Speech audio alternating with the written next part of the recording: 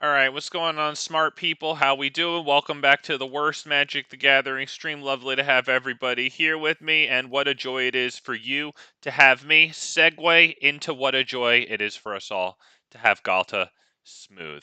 This spell costs X less to cast, where X is the total power of creatures you control. Um, so we probably have a bunch of creatures. I mean, to be real, it's big fat MTG. He's probably just running a bunch of freaking stupid green creatures, and he probably doesn't know what I would say maybe 30% of them do yet. But yeah, nevertheless, Ghalta's huge. It's got trample. We recently acquired another way to give it haste. That's super important because that's lovely, beautiful, and magnificent as Ghalta is to behold. Without haste, she is kind of sitting there for a turn. So, in addition to crashing drawbridge, giving our creatures haste, one of our new additions here is Surrak and Goreclaw. Um, it has trample. Other creatures we control have trample. That's super good, especially for, like things like Gigantosaurus that I'm not really running anywhere else. To take it from a 10-10 vanilla to 10-10, like actually trampling, and now you have to be serious about it, is huge. But Surrak and Goreclaw has that haste ability. Whenever another non-token creature enters the battlefield under our control, gets a +1/+1 counter and haste. That's so awesome, man. That's so good. Another new addition that I just put in for today, let's see. Nissa here, Ascended Animist. It's just really good, right? It poops out those big tokens, and those go right into discounting our commander cost. Obviously, it has the destroy target artifact enchantment and the ult as well, but like it really just +1s to be extremely useful for our commander. So therefore we have it in. Another new addition here is Vorinclex. In addition to being 6 power for 5 mana, yeah, it also just ramps us straight away. Well, I mean, it puts them into hand, but it gets us 2 forest cards freaking into hand right there. Super awesome. And yeah, it's a nice cost-effective discount on Ghalta here. Let's see. Um, I know I put in a few more things. Of note, Vivien Monsters Advocate is basically Ghalta's best friend. Because, right, Ghalta can cost us little as 2, usually, right, to cast. So we can cast Ghalta and then use Vivien Monsters Advocate -2 tutor ability to go get out, freaking things like Zopandrel. Thorn Mammoth is a pretty good thing to tutor out with Vivien Monsters Advocate there. Let's see. Tribute to the World Tree is it's just extremely good. Um, I I don't have too much to say about it. In mono green, 3 mana to start drawing you like cards, and off of token creatures too, right? Whenever a creature enters the battlefield under your control, draw a card if its power is 3 or greater. Otherwise, put 2 +1/+1 counters on it. So we were just talking about Vivien Monsters Advocate. She poops out 3/3 beast tokens, which are going to draw us cards off of Tribute to the World Tree. Same with Nissa here. Titan of Industry puts in an additional creature, which can draw us an additional card off of Tribute. That's one of my favorites from the new set. I put in Prowling Serpapard for 3 mana. It can't be countered. Creature spells you control can't be countered, and it's got a decent power on it. 4 power for 3 mana. So that's pretty good there. Let's see. I've been debating taking out Jugan Defends the Temple and Cultivate, since I probably want to maximize creatures for not just Ghalta, but what is it? Vivien Monsters Advocate, Vivien Reed as well. I actually freaking I took out something. I took out Augur of Autumn. If I take out Cultivate and Jugan Defends the Temple, Augur of Autumn comes back in. That's the one that'll let us play creatures off the top of the library once we have Coven, right? So that's definitely great to have in this deck. I also put in Sylvan Anthem, right? Mono green gives us more control over the top card of our library. So yeah, I just like the card a whole heck of a lot. I don't really have a lot more to say about this one, so let's get right into it. Thank you guys for joining me. Thank you, Rusty Richardson, for being here, who says, "Oh, green, my favorite color." Man, green's the best. Let's do it. Green's the best. Green creatures are satisfying. Oh, shit, I didn't read. I'm sorry. Yeah, okay, I clicked the wrong thing there. Alright, let's maybe queue up into the correct thing there. You take my poopy Halana and Elena freaking not quite aggro, not quite mid-range deck out for another car accident / spin there. It didn't do too well, but whatever. The point is that we just did a little bit of deck building yesterday. I've been doing some deck building on streams lately. If anybody's interested in that, it's there for you. Some of the streams are called deck building. Usually, it should be pretty obvious in the like the slider on the timer slider. It should be pretty obvious to see me in the deck building screen there for about 20 minutes.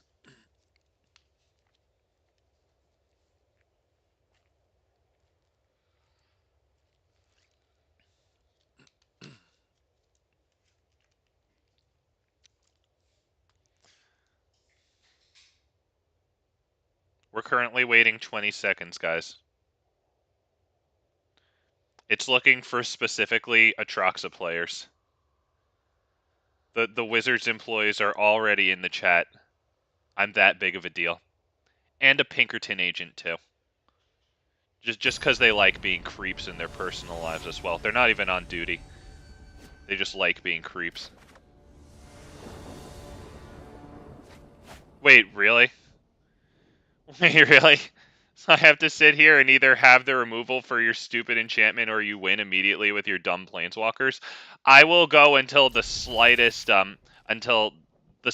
thing goes wrong for us, because I'm not going to sit there and have them dump Gaea and Vraska and all their awful planeswalkers with like very powerful minus to like destroy and exile my stuff abilities. No thanks. His vacation here is going to be cut very short. It's back to Teferi and Nick. As a matter of fact, you're going to sit there and fucking not even go. Back to Teferi and Nicol Bolas. You fucked up, man. There you go. Right back to them. It sucks to suck. I didn't make you choose to play that commander, okay? You know when you play a Zika, you know that means that you're going into Hell Queue. If you don't want to be in Hell Queue, I recommend Atraxa 4. You can play your Super Friend strategy. You miss out on one color, you still get your Super Friend strategy.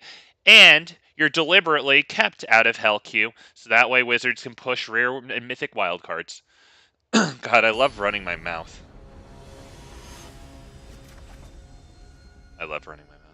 Azusa, let's go. All right, shout out to Big Fat MTG who recently ran Azusa. He's going to run Azusa again in this coming week. It was a lot of fun. I know I just did it, but you know what? I've been waiting for it for a while. I've been talking it up for probably 2 months. We're definitely going to do it again this week. It was a lot of fun, man. That thing's powerful. It's nuts.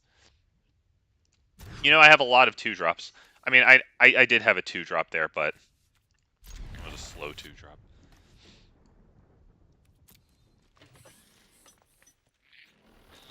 The Voracious Hydra on their commander isn't going to really matter. We might just get it out anyway, but I felt like as I was playing Azusa, that when people played their removal spells on my Azusa, I didn't really care. She drops the commander tax right onto the field, right into additional lands. Yeah, sure, you don't always get it, but the first time you're usually going to get it, since you're running, like, a silly number of lands.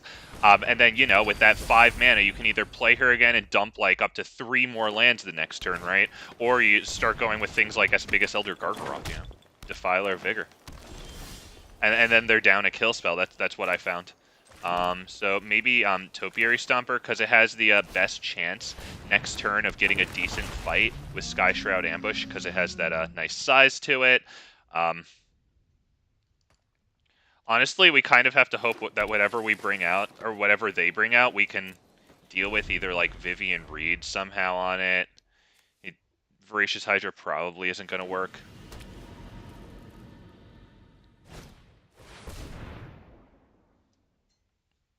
Okay, they're cultivating to something even bigger.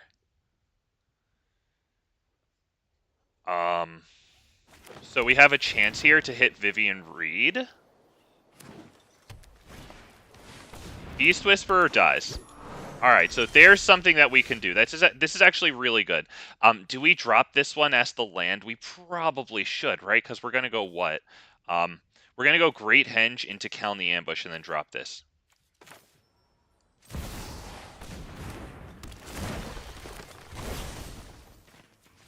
We get a card out of winning the fight.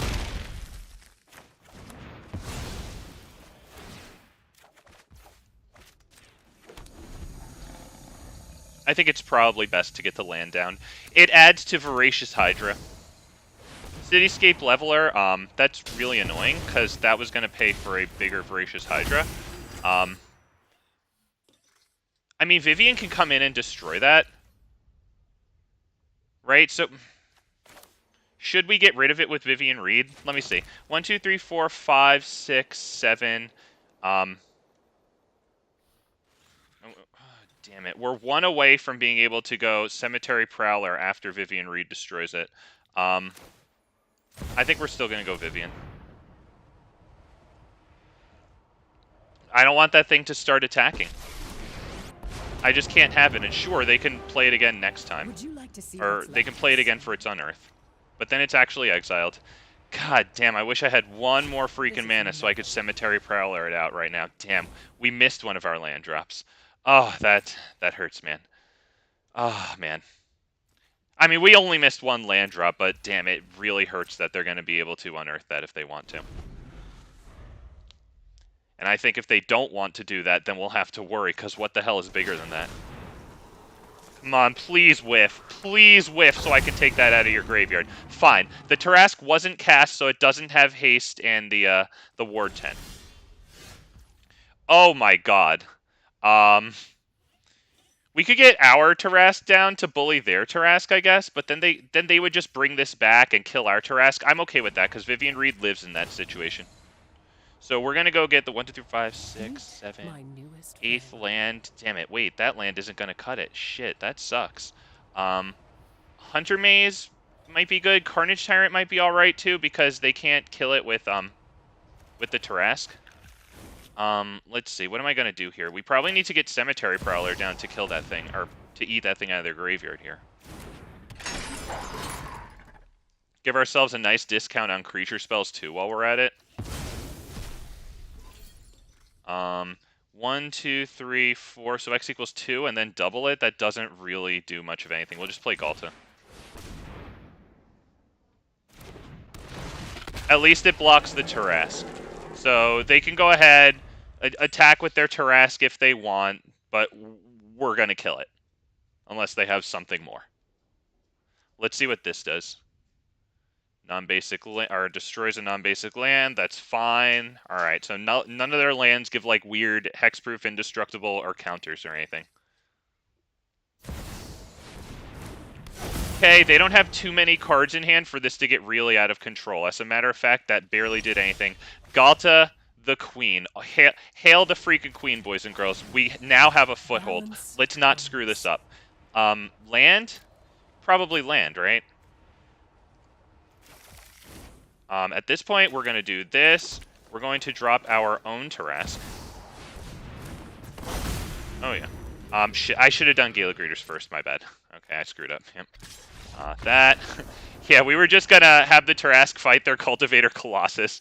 Get that out of there. And then what are they going to do? I guess they could block with Azusa if they wanted to.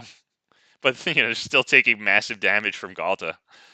Oh, man, thank goodness we got the foothold there. Damn it. Nice. Yep. Oh, God. We stared down the Tarrasque and won. With our own Tarrasque. God, we're such big, strong men. Oh, my God. And you see how masculine we are? Overwhelmingly so. My God, we did that, boys and girls. We did that. Let's get those like buttons already. I know it's early in the stream. I'm going to give you the big, fat guarantee, all right? I'm going to earn that.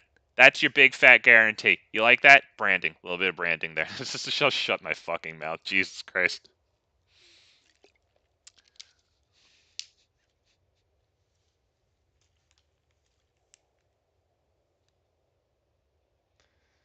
Alright, you know what? Not gonna lie. I have to thank the matchmaking system for having us face up against somebody green.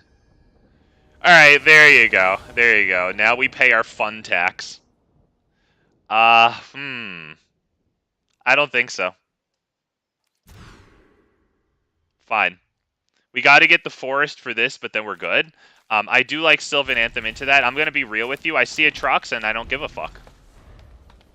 I'm playing that monotonous garbage. Why? Because they want to feed freaking actual real players like me to freaking monotonous whales?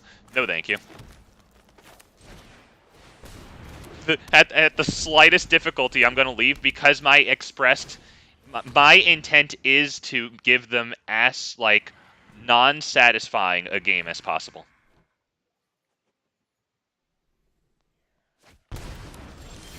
Alright, that's too bad, but you know what? We did get bushwhacked there. We're going to go ahead and use it right now so that it can't get discarded out of our hands. So that's actually a supremely good pickup.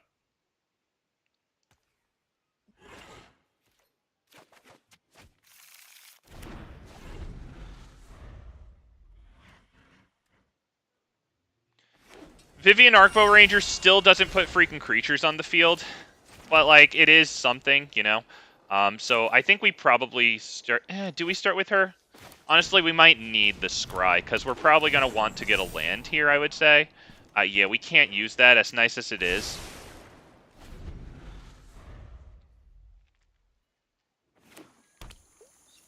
A land or a creature we can play for another Scry would be cool.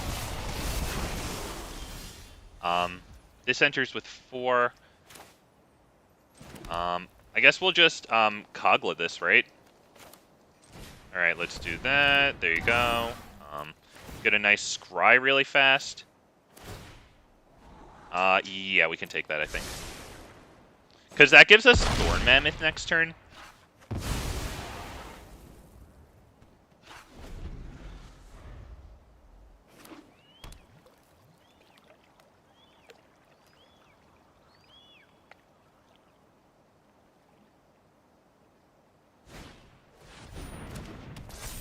Alright, that has 1 on it, and they'll proliferate that with their commander, which is insanity. So that's actually, that's pretty good.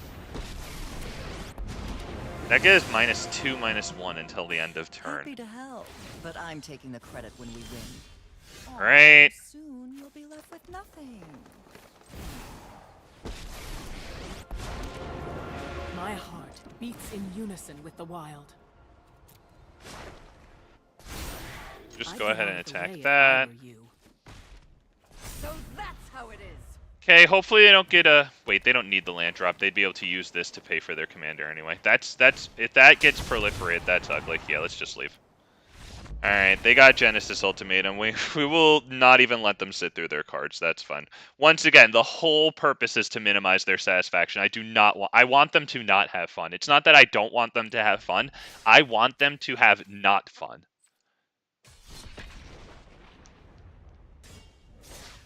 And I encourage you guys to do the same. What are we going to do? Fucking bend over and crack them for these guys and their fucking degenerate idiot commanders that they all hop on the same bandwagon with, you know, and the locomotive for that whole entire freaking idiot train is untapped.gg. Choo-choo! And they give them the deck list and they all copy and paste it and then go homogenize fucking my experience. They started it.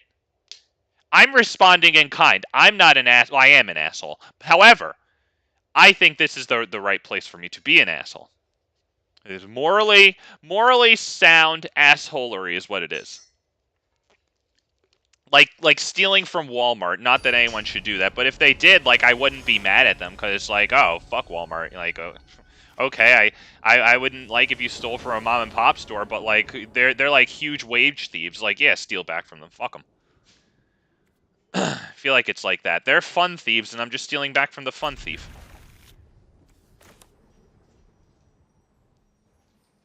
Basically Robin Hood. MTG Arena's Robin Hood.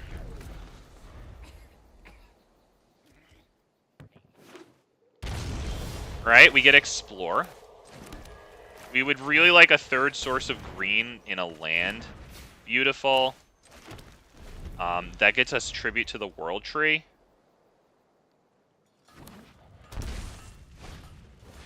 Wait, I'm facing Joda, and I just faced a Zika. Is Ghalta, like, top tier? And, like, nobody told me or something? What are we gonna do here? Is it Tribute to the World Tree? Is it Tribute to the World Tree? Probably.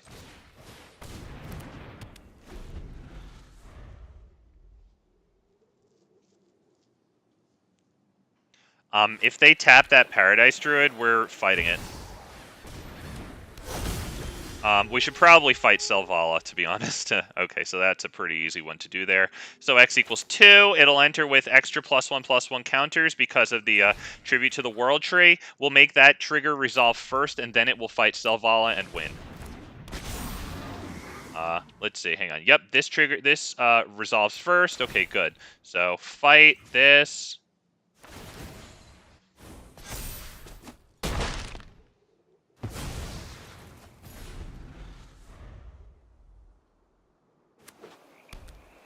Alright, too bad. They still got to land. Alright, that's not good.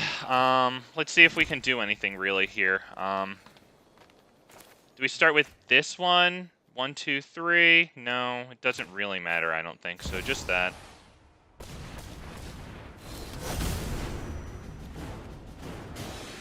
Into, I guess this? Or hang on. 1, 2, 3, 4. Can I do, no, I can't do that. Alright, so just this.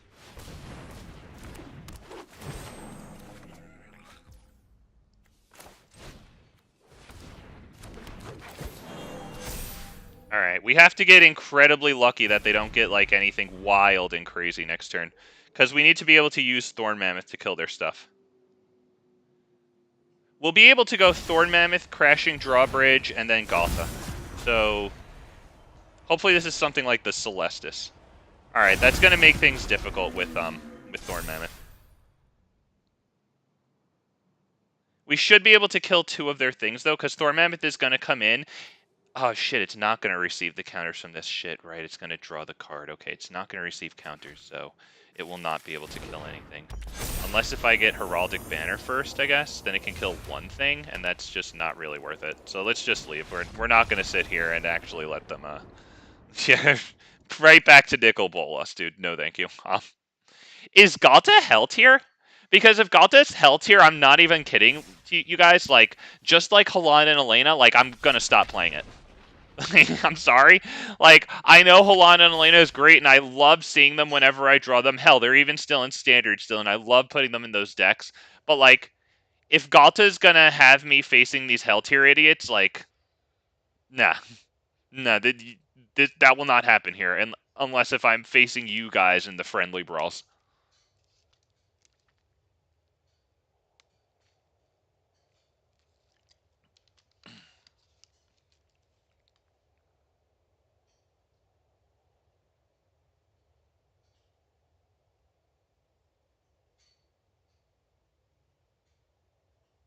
Because basically for Hell Tier, I have to side in, like, Artifact and enchantment removal, counter protection, fight spells, and then by then, Ghalta's lost, like, so much of its shape. Okay. We got a fight spell. We're gonna really need Silverback Elder as fast as possible.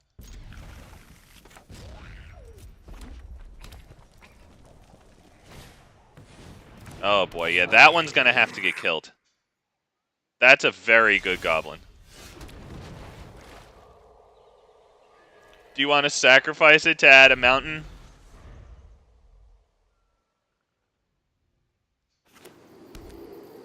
Yeah, that's bad that they got that in their opening hand.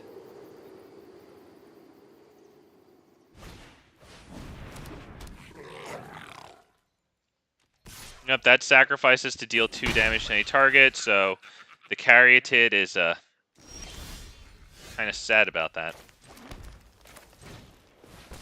Gonna go ahead and drop that on green. Pass. Selvala looks good for next turn.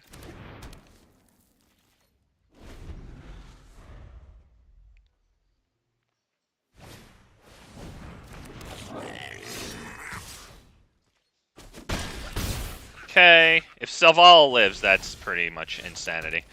Let's see. What's going on here? Sacrifice it deals 2 damage to target creature. Do we want to put out Llanowar Tribe before Selvala? Honestly, maybe we should, yeah.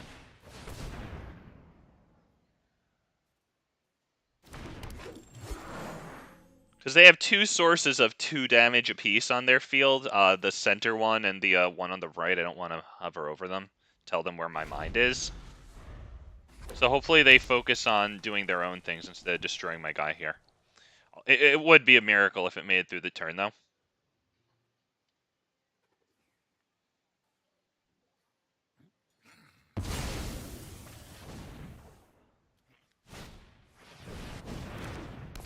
Okay, it looks like Llanowar Tribe survives. We take 6 damage for it.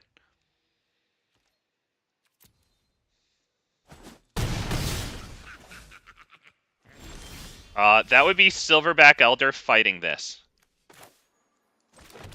Or, Silverback Elder fighting that, sorry. Probably Kogla, honestly. Why don't we just, Is it Silverback Elder, though? Because Silverback Elder gets Silverback Elder onto the field.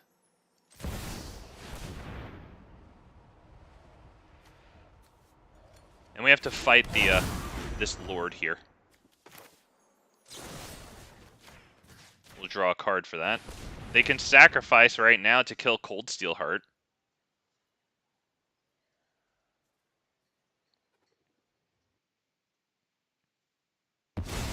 Okay, they might as well do that. It prevents us from getting the card out of this, I think. Yep. But we got a Anthem effect off of their side. They don't have the Skirk Prospector either, so that's pretty nice. It doesn't look like they can get Muxus right now, unless I'm missing something.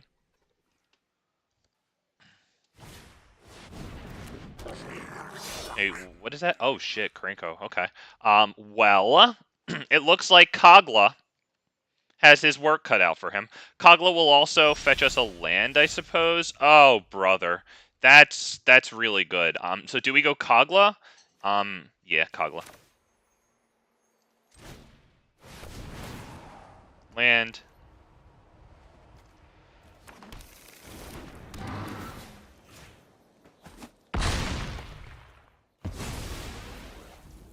Okay. Do we attack? Yeah. It prevents 4 damage and does 5. Do we put Kelny Ambush on the field? No. I don't have any more interaction beyond that, so... Muxus costs 6. They have 4 lands on the field.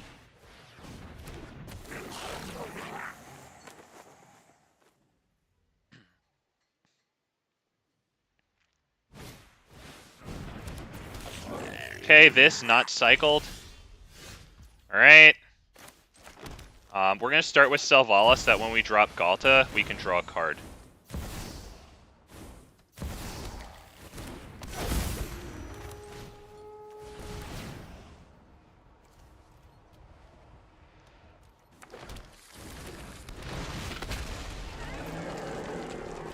Voracious Hydra is good. Do we need it for anything right now?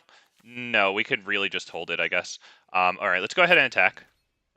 This and this. Right? Yeah, that feels good. Do we have any humans to send back with Kogla? No.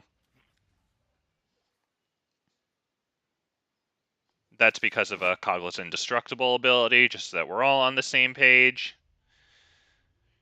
1 in a forest, return a human we control to its owner's hand. Kogla gains indestructible until end of turn. That's nice with Azusa, who we just faced, because Azusa, has the human typing. Do we want to drop... Yeah, let's drop this and gain 4 life, just in case it gets, like, particularly hairy next turn.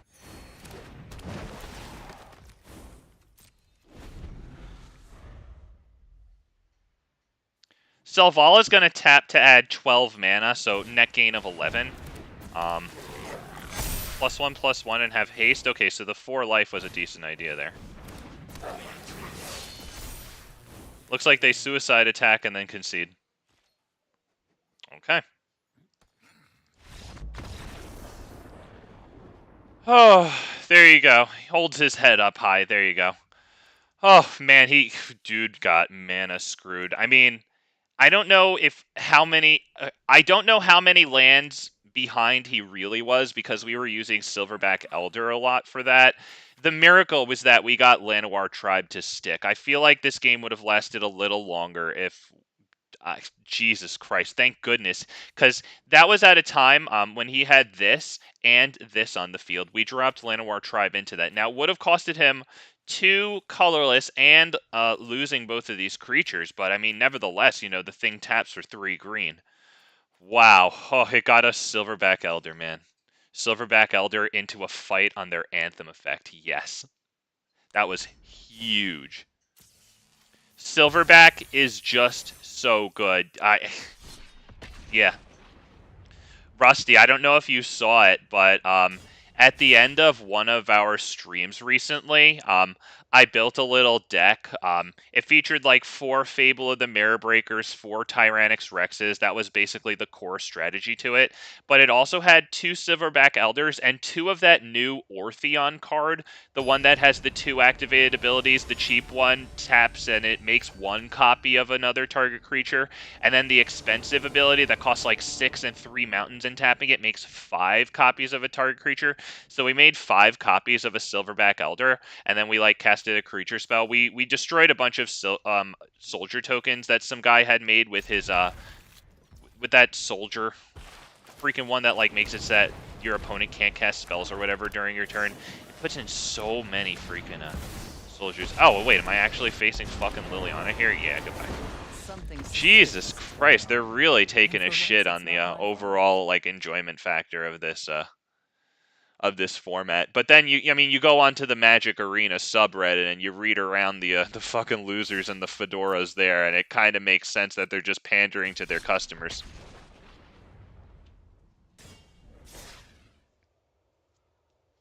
We also copied all those Silverback Elders, and we gained a bunch of life, too. We really didn't have a super amazing play with them. It wasn't any come-from-behind victory or something, but kind of the spectacle of dropping, like, 5 copies of them on the field, and they're all 5/7s that are going to attack. We got some, whenever you cast a creature spell, procs off of them, and then we just sent them into attack. It was pretty cool. And I want to use that Ortheon card with the new Italian standard.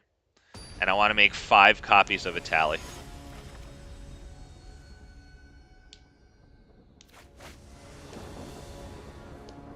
Maybe we'll try that today at the end of the stream. That's fun, because the deck has Gwenna and Luca to like pay for expensive creatures and like expensive abilities, whatever. It really brought me from turn 1 Dark Ritual Liliana into Atraxa. Fine, we'll keep it. We have Reckoner Bankbuster to give ourselves a halfway decent shot here. Vivien might be okay. We're really just going to have to hope that they stall out. To be honest, they're really taking a piss on this format.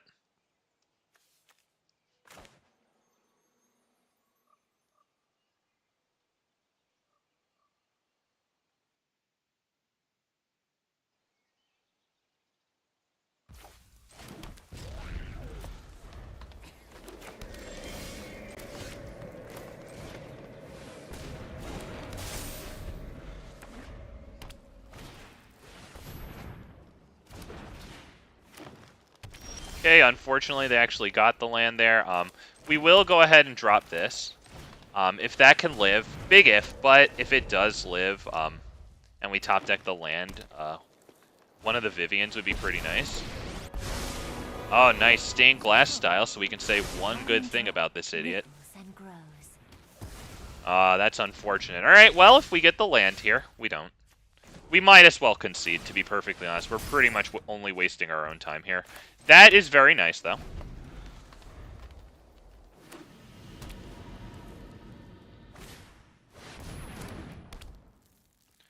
The only thing we can do is... Okay.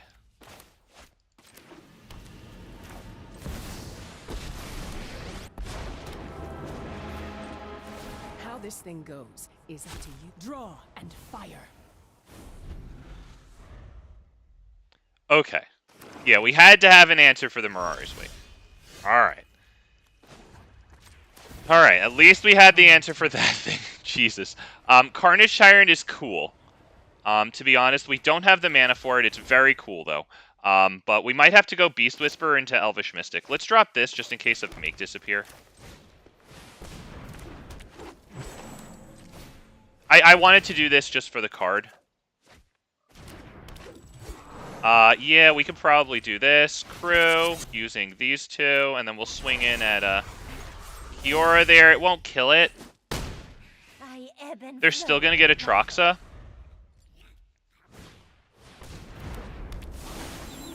I guess if they wanted to. Is that a board wipe? Growth Spiral? Alright, man, it draws them a card.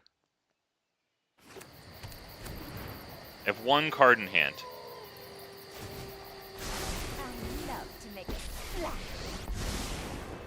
Okay, is this the one that phases out? Okay, yeah, that's the one that phases out. Okay. So we're gonna get rid of that for them, I think. Let's start by drawing the card. No one knows the wilds like We'll I wait for do. Vivien's -3 to kill their commander, I guess. God Eternal Rhonas seems pretty good here, I guess. Let's see. What are we gonna do here exactly? We probably want to fight this, so let's just do this.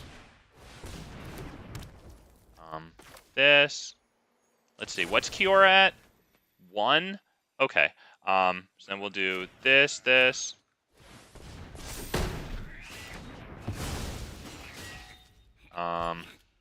ahead and drop you. Nature will take back what rightfully belongs to it. On you, just because of eggs in a basket. I don't want to put the counters on Beast Whisperer and make it far and away a better target. Let's go ahead and attack this, and then you.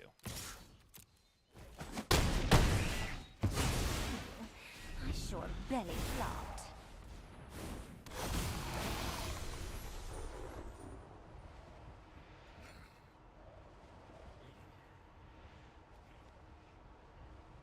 So let's see. With 1, 2, 3, 4, 5, 6, 7, what do we do?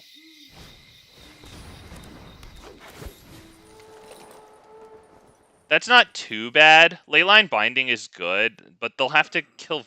Do they have to kill Vivien with it? I guess not. How are we going to kill Atroxa? Probably with Vivien, the Arcbow Ranger. How are we going to do that? We could bring Kogla in just to fight this, I guess. And then have Kogla deal its power to this, I guess, right? What exactly is this? Yeah, Kogla feels pretty good here, because it can also threaten their leyline thing.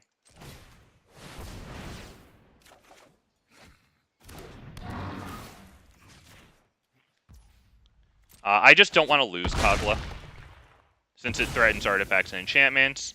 Now we'll do this. This also prevents them from gaining life. Kind of nice.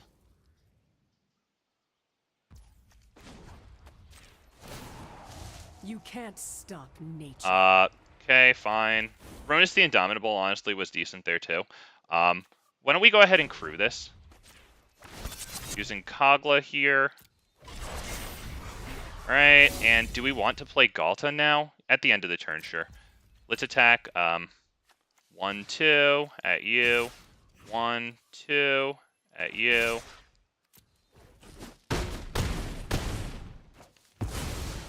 And we'll drop Ghalta to kind of force them to use their leyline thing on it, or maybe the, whatever this is called, Professor Onyx thing. That'll be all.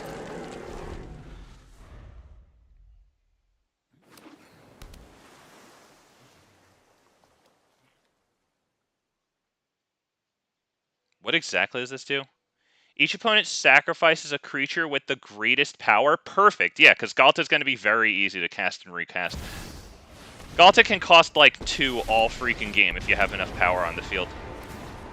Open your books to page. That's fine. Learn the power of death.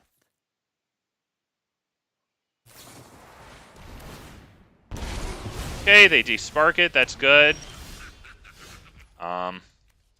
We will sit here and make them wait the whole time for us to do all of this. The wilds are my Of course. Of course. Topiary Stomper feels good here. It's pretty good with Ghalta. Why don't we go ahead and drop it? They will sit here and wait.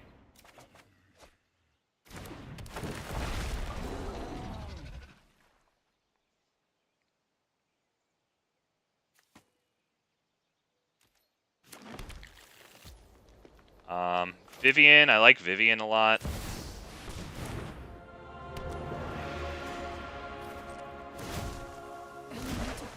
Reach, I think feels good here. Do we go ahead and crew the Reckoner Bankbuster? Just on that. Yep, submit 1. Yeah, let's crew Reckoner. Doesn't really matter with who. How about you, just in case they happen to get some weird flyer out that can contend with. So 2, and that, and that. Or you know what? No, we have to attack that with more. We need to attack that with also this, because they have Leyline Binding, which they were kind enough to highlight for me. So yeah. Now if they Leyline Binding one of the creatures attacking this, the other one still kills it. That's why I don't highlight over things. Or as often as I can remember not to highlight over things. I don't want to draw my opponent's attention to them. You see him get excited because he had the answer. Oh, I'm going to save my Professor Onyx. I'm going to save my Queen Liliana. Oh, I'm going to save my goth girlfriend, Professor Onyx, you guys. I got the great play here. I'm so excited to make it that I gave it away to my opponent.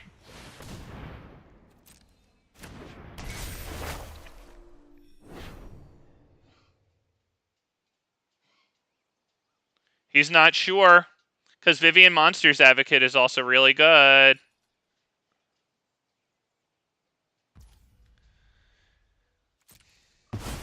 Yeah, Vivien's the right one to get rid of. Oh, man, the weird kid, man. The weird kid that knocks everybody's toys off the table. As soon as you stick your toys on the table, they just go away and go pick their nose in the corner until somebody else comes along who they want to bother for their enjoyment. Thank you, boys and girls. We did that. If you haven't already liked the stream, Big Fat MTG, taking out a little bit of garbage there. You're welcome. Making the place smell a little better, don't you think? Doesn't it look a little nicer now that one garbage can full of Atraxa got taken out to the curb? Doesn't it just like feel like like the place just resonates and vibrates just a little more nicely, right? Doesn't the feng shui just feel more on point? I really feel at one with with my space when I'm shoving Atraxa losers back in the locker from which they came. Slam! We did it, boys and girls. We did it. Oh, God. God, we did it. Oh, we beat Atraxa. But we had, like, a lot of our interaction there, though. Like, between the Viviens, Arcbow Ranger, and Vivien Reed. Vivien Reed didn't kill target creature with flying, but she threatened it the whole time. Arcbow Ranger had a really nice shot on them there. Teferi, Hero of Dominaria? Okay. So I'm not even going to lie to you guys. I'm sorry that the stream advertised Ghalta, and we're going to play Ghalta, but I will very quickly get tired of doing this, because it's too much to auto-concede against. Like, I'm sorry, but the reason that I don't play Halan and Elena as a commander, I probably played it once because I was playing it, and I realized pretty quickly who I kept on going up against. You know? And it's not enjoyable matchups. It's not those. Some, like, fellow Jishath players. Some red burns or whatever, so at least my spells can hit the field before they get dropped directly into the toilet. Jix. Wow, dude. Fine. I mean, at least we go first. Although, now that I think about it, I am going to have to wait till turn 4 to get Shifting Ceratops out. I might have fucked up keeping that hand. But yeah, what I was saying there is I think we'll switch over to Standard. Because I do want to, what's it called? Blah, blah, blah, blah, blah, blah. That was actually a really nice pickup. I do want to play that Atali deck with 4 Atalis, Luca, Gwenna, and I want to copy Atali with Ortheon.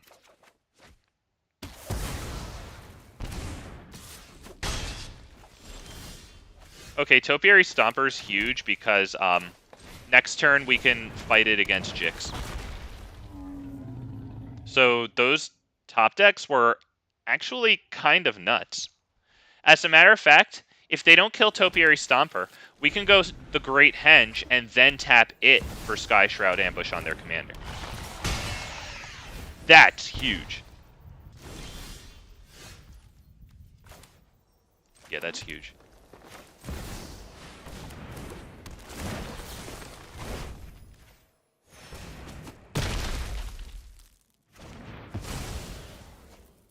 That's huge. That's bigly.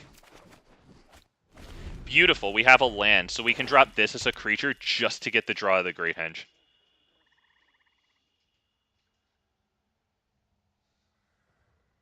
You want to Rage Retaliate on Topiary Stomper, which is still 2 lands away from attacking and blocking? Fine.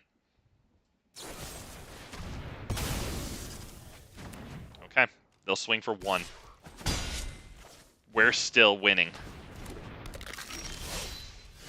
We are. We're winning. Selvala first, then shifting Ceratops.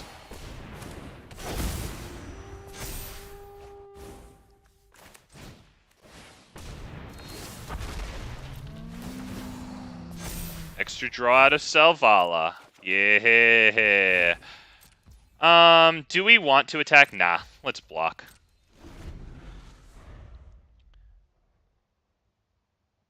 Because if I attack with that, maybe they drop their commander. They probably wouldn't drop their commander and swing, because I can't really get through Selvala at that point, right? Yep. Oh yeah, draw a card. Oh boy. Oh boy. Wow, dude. Wow, dude. We got Nissa Ascended Animist. You know what's funny? Is Jix's whole thing is that it gets off to a quick card advantage start, and that's actually exactly what we did, and they conceded the moment they saw it. And that makes sense because they know the power of a quick card advantage start there. So it kind of makes sense. Kind of their thing.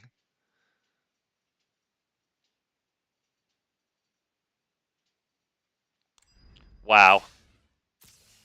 Wow.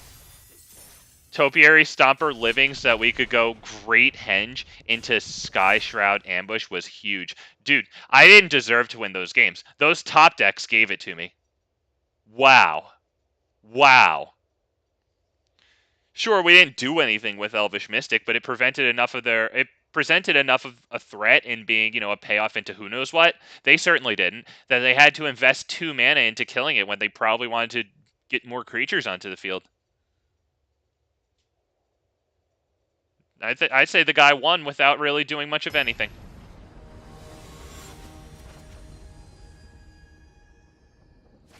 Cool, man. All right. Oh, I'll take this. Yeah, I mean, it's not Teferi. All right. Cool, man. Good for you. Shit.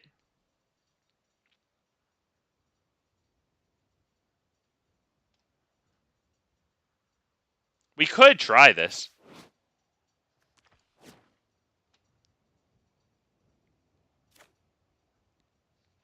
It's not the greatest, but if we get some decent creature top decks, it'll actually be good.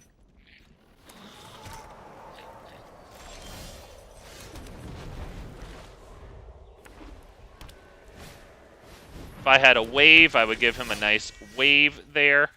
Do we want to try Gala Greeters? No.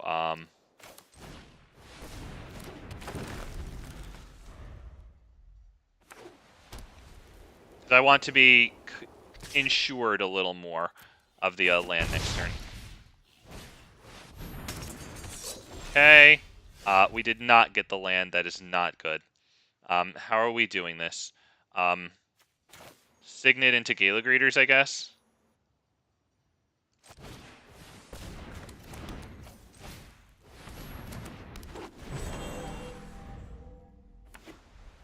Oracle of Muldi is going to really have to do it. Wow, okay. Yeah, Oracle of Muldi is going to really have to do it here. Topiary Stomper isn't really enough, is it? We can go ahead and gain 2 life. Maybe we might need that. Thank God. Thank God. Can we fight anything and win here? Not really, so let's just go next.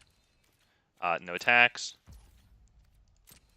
I'm not above using the Inscription of Abundance to put 2 +1/+1 counters on Gala Greeters and then get a block.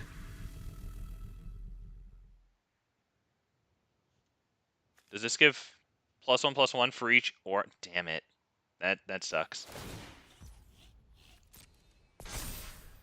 14. 14 and 5. Oh, sorry. That was silly. Does this have trample? Oh, it does have trample. Does this have trample? All right.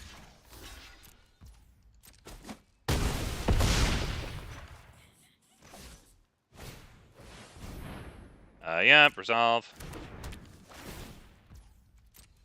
I think that's probably it. Yeah, unfortunately, we, damn Damn it, we clunked along. Maybe... I don't really know. I just think they had a really good game there. If we had, like, artifact enchantment removal, maybe. Honestly, Reclamation Sage is probably a good thing to put in here since it's artifact and enchantment removal on a creature. I'd have to think about what to take out. I wonder if, like, the Prowling Serpapard could come out because I think that artifact and enchantment destruction is probably better in more matchups. Prowling Serpapard is definitely nice. But it's mainly good against mono blue. Like, the blue-white idiots are just gonna freaking destroy it, you know? The moment they see it. Okay, your stuff can't be countered. Fatal Absence, you know?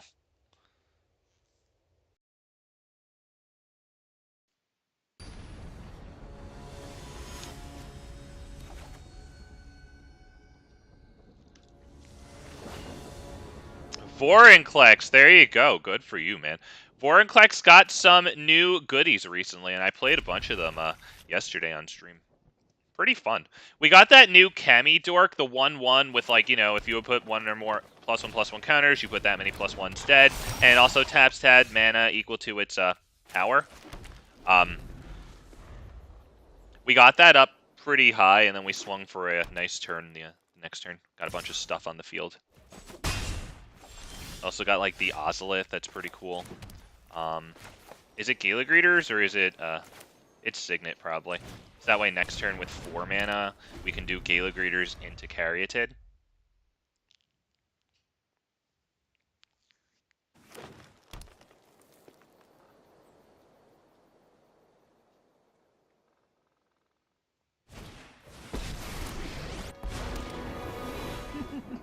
Mowu's bark is much cuter than his bite.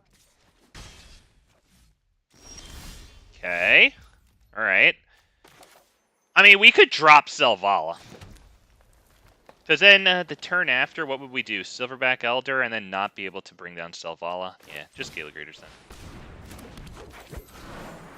I think we want the treasure token out of Gala Greeters here, because we might not be playing Ghalta so soon.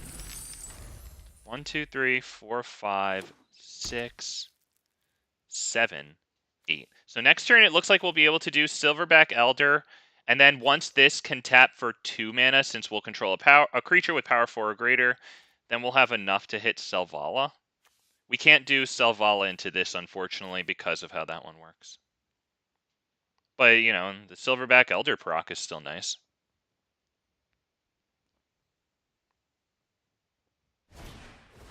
There you go. The Silverback Elder proc is huge. Teamwork is strength. And they're tapped out. Nice, that's definitely good. Alright, we get a good Silverback Elder here. Let's make sure it doesn't tap the creature. So that would be a treasure. Into Selvala.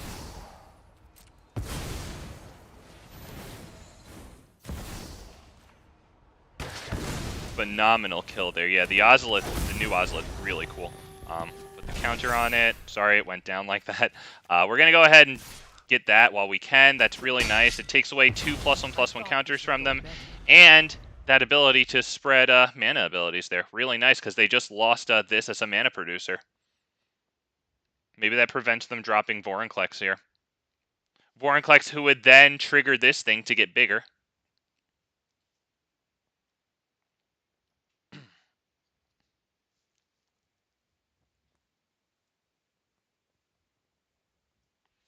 I wonder if their plays are artifacts or enchantments. So they either didn't have the land or their plays were artifacts and enchantments. Dude, that was huge. Let me bring up the new Ozolith. Shout out to... I did Vorinclex yesterday with some of the new cards. I don't remember if I got Ozolith really down or did much of anything with it. I don't think I did, but, you know, Vorinclex does have some cool stuff, and what a great card this is. I was considering using it, like, maybe 2 copies with, like, a bunch of Quirion Beastcallers and, like, the new Cami dork. I want to make something janky. Sometime during this week, we might put it together. I might even start formulating it today, but ultimately not playing the deck. We'll see.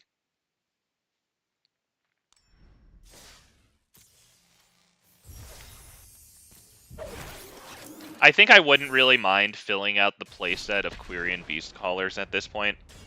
I have 2 of them.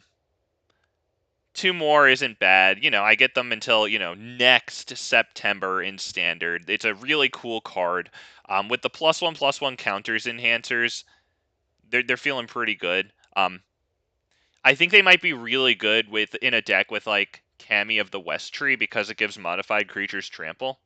Or Kodama of the West Tree, freaking whatever. But yeah, if those Quirion Beastcallers are huge, giving them trample is huge. And then like Halana and Elena I think would be great in that deck because if they want to kill the Quirion Beastcallers, like you're going to be threatening transferring Quirion's counters onto Halana and Elena, and like that's just, you know, I mean, fine. I know it's a 2-lander.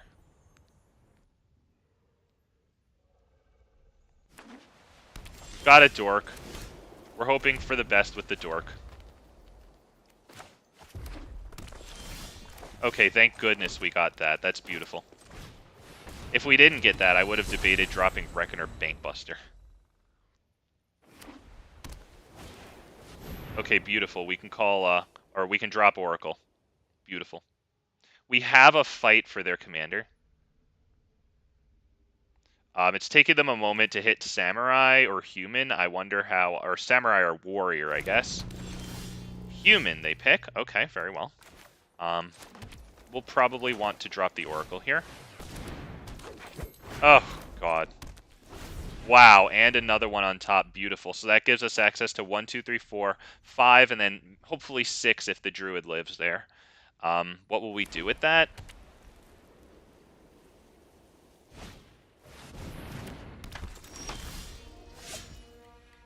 I've got it. Boys, I'm the greatest Magic player that's ever lived. Don't let anyone tell you otherwise, fucking ever. So we're gonna do this.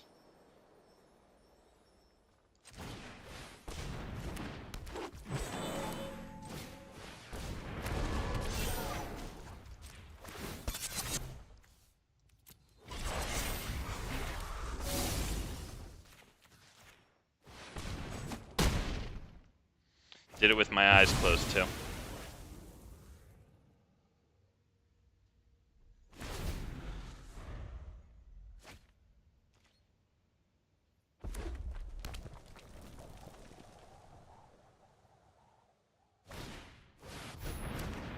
Okay. What's this one? Oh, okay. We just faced that as somebody's commander. Alright, alright.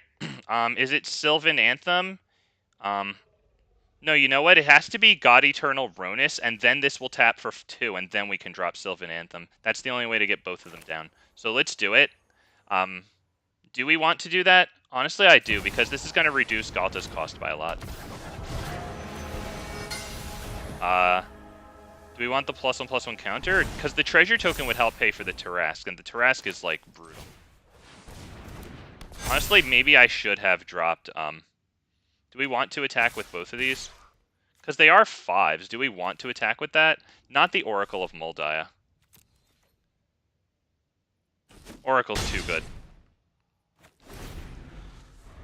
I think maybe I should have made the treasure token there.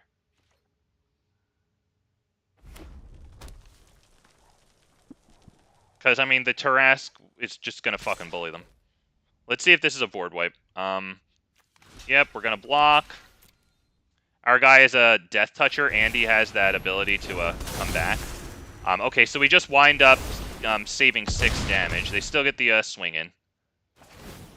But that's not terrible. Yep, put it into library, 3rd from the top, take action, yes.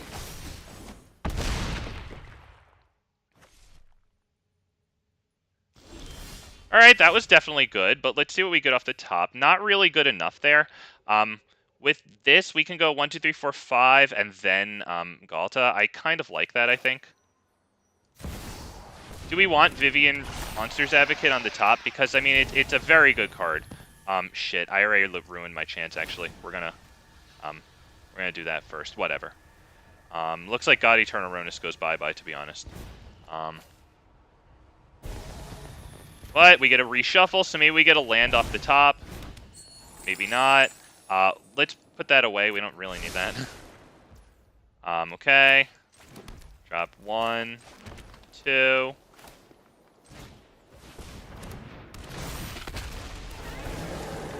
We can put the counter on that, I think. Is that good enough? It might be okay, honestly. Because we're looking at getting the Tarrasque down next turn anyway. 1, 2, I think that's good.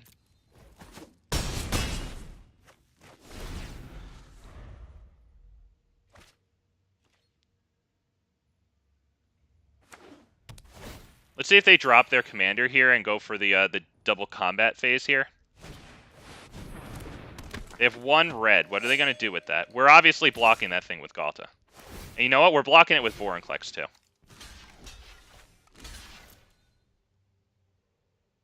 I don't really care about losing the Vorinclex. I want that thing dead.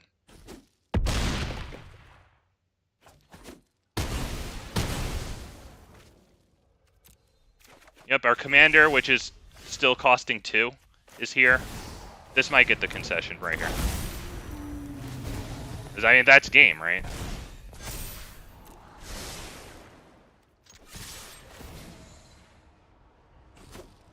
Oh, that's ugly. Oh. Good game. Back to you, Goonmill. Oh, man.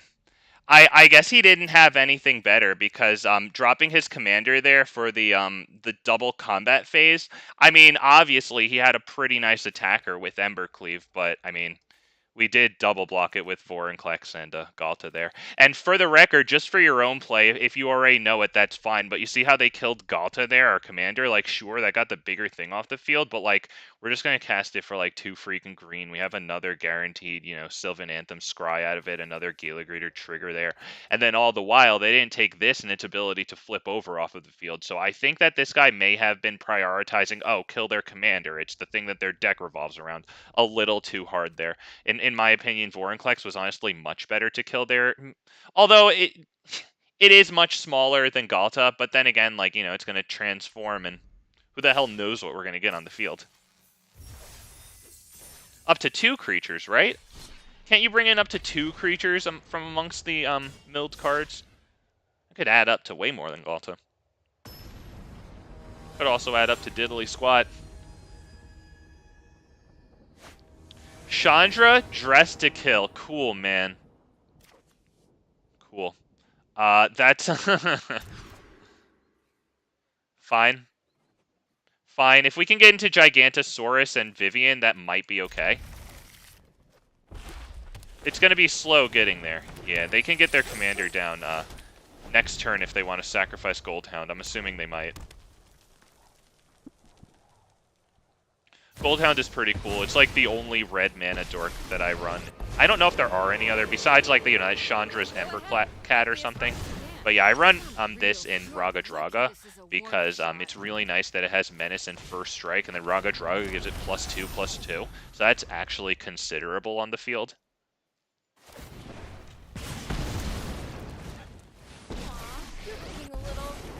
Alright, they're powering into their emblem here. That's going to be tough to deal with. But we do have a very nice play here.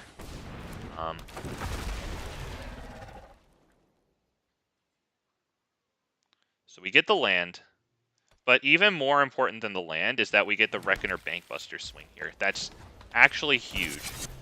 We should probably go for their commander here, right? Because next turn they would just be able to use this thing and then emblem it. And I think they would, given that they would see, you know, oh, they have the Reckoner Bankbuster swing paid for by Topiary Stomper or crewed with Topiary Stomper. You know, like, hell yeah, I'm doing that right now. Let's bring things up to a simmer. Alright, I was going to say they need a creature.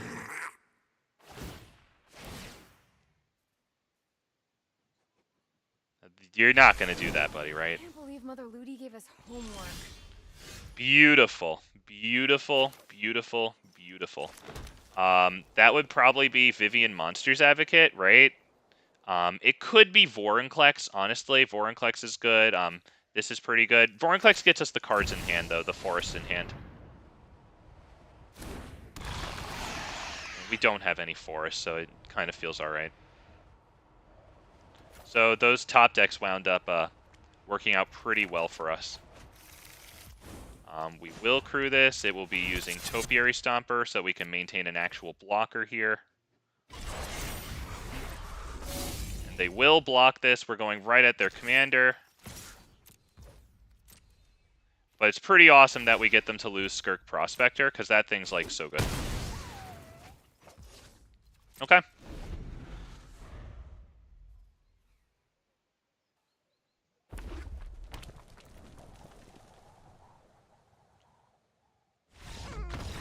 Yeah, we could have dropped Oracle of Moldiah next turn just to get the 7th land onto the field to activate Topiary Stomper.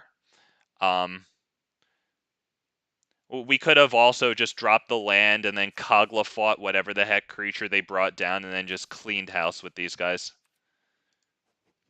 Reckoner Bankbuster was actually everything there.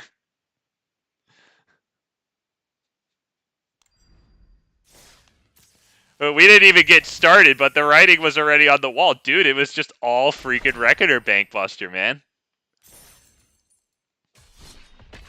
And vehicles are nice in Ghalta. I haven't played the vehicle variant, but apparently you can do vehicle Ghalta. I don't know how good it is. I haven't seen anybody played it against me, so I wonder if that speaks to how good it is or if that speaks to how obscure it is.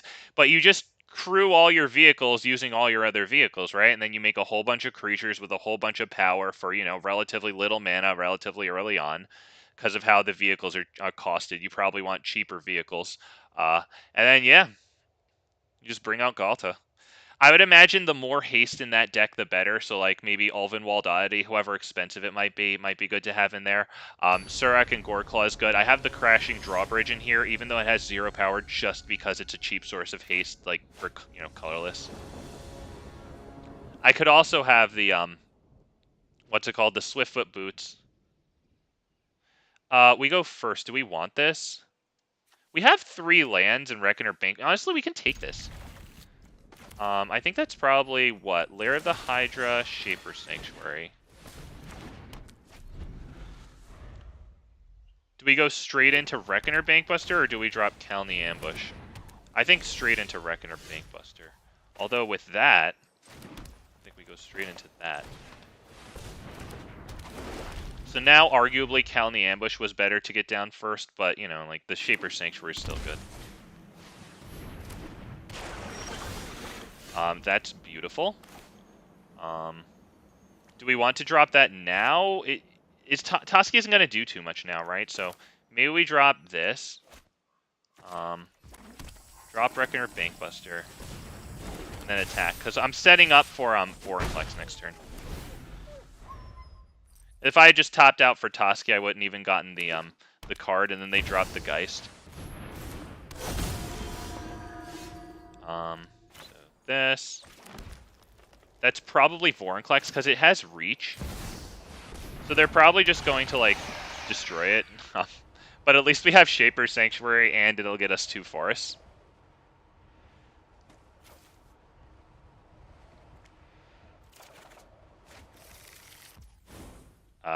Yeah, we're not even going to attack with Reckoner. Because then I lose my, my reach blocker. Also, if they kill Vorinclex, we'll crew Reckoner Bankbuster then.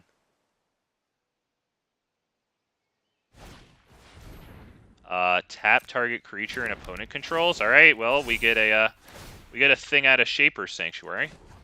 We're also going to do this right now. Using that right now. Still get the card.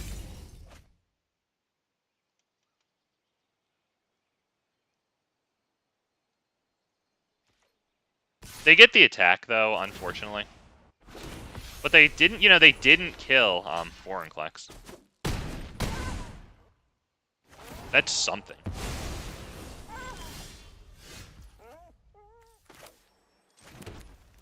What do we want to do here? Drop Toski, probably? Do we do Quirion and then Toski for the, Yeah, Quirion, then Toski, I think, yeah.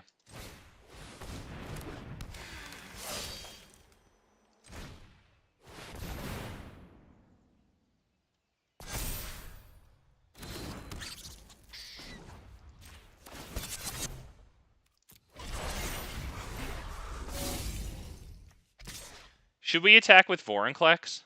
Should we? Honestly, I think we should here, even though it's going to prevent 7 damage, I guess, but only deals 6, but it does get us the extra card.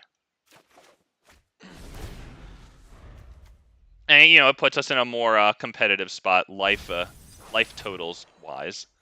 How many cards are in their library? Or graveyard, sorry. Just the one, okay.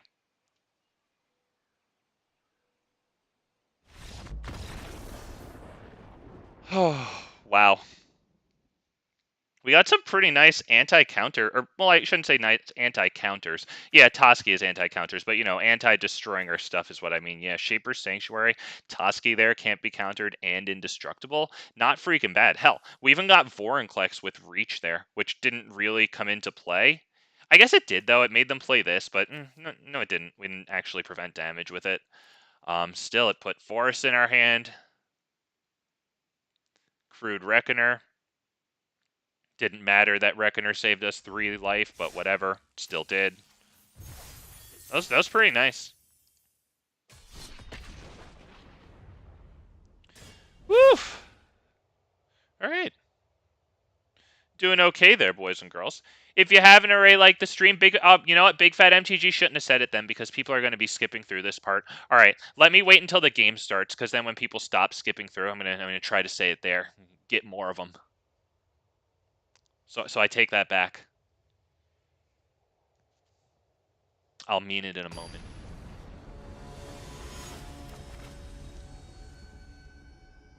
No, you're not. No, you're not. You are being antagonistic. I know because I do that. You want me to tell you that you're not an arena player. What, are you playing Rusco? You think I'm going to sit here and actually play you? No. Actually, can I get a voice chat in there? Oh, man.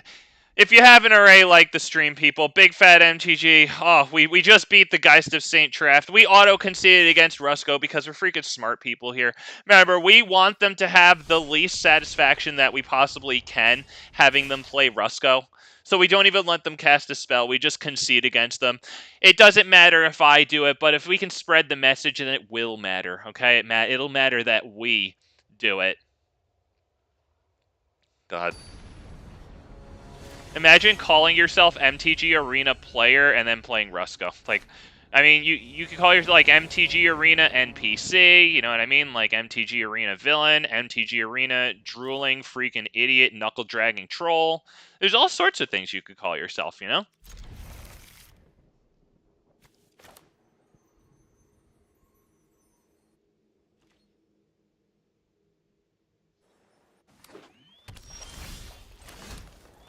Pelt Collector might be better here. Are we really going to use this for anything?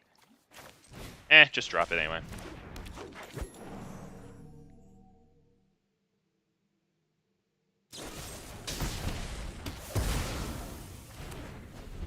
Okay, that's probably Calny Ambush Pelt Collector.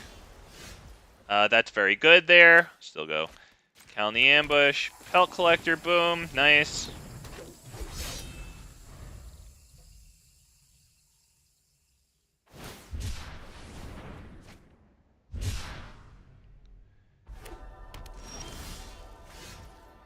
I don't know if we really want to go Awaken the Woods for 1, but if it could get us Nissa next turn, it might be okay. So I think it's worth attempting.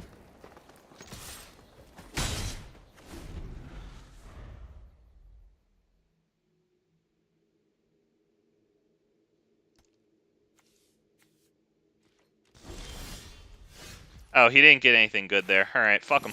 Nobody cares. Vivien, I don't want Nissa to get countered, so we're going to test the waters that way. We put the counters all on Pelt Collector. It also gains Trample once it has enough +1/+1 counters. I will not swing in with the Forest token. Stomping time. But yeah, as long as Pelt Collector has 3 or more +1/+1 counters on it, it has Trample, so that's kind of cute. And it'll gain them from Nissa's creatures entering the battlefield. Okay, so putting out Vivien Arcbow Ranger there was a master class, boys and girls, a master class. Oh, God. We're so good. We're so good at this game.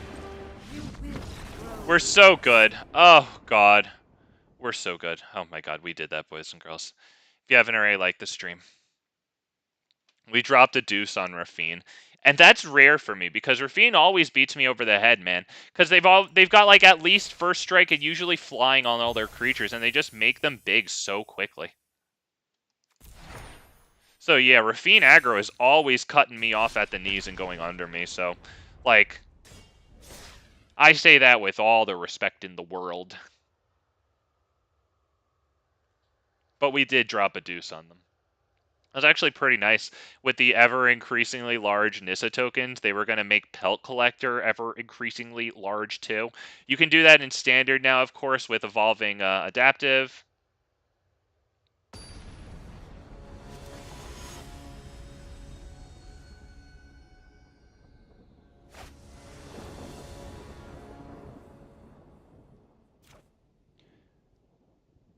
I mean, if we get Gwenna, that's pretty good, because we can go Gwenna shifting Ceratops, so I'm honestly going to keep this.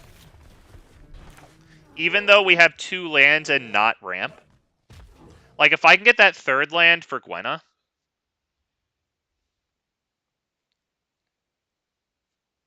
Gwenna into shifting Ceratops, protect it with Tamios for a turn or something. Beautiful land drop right there.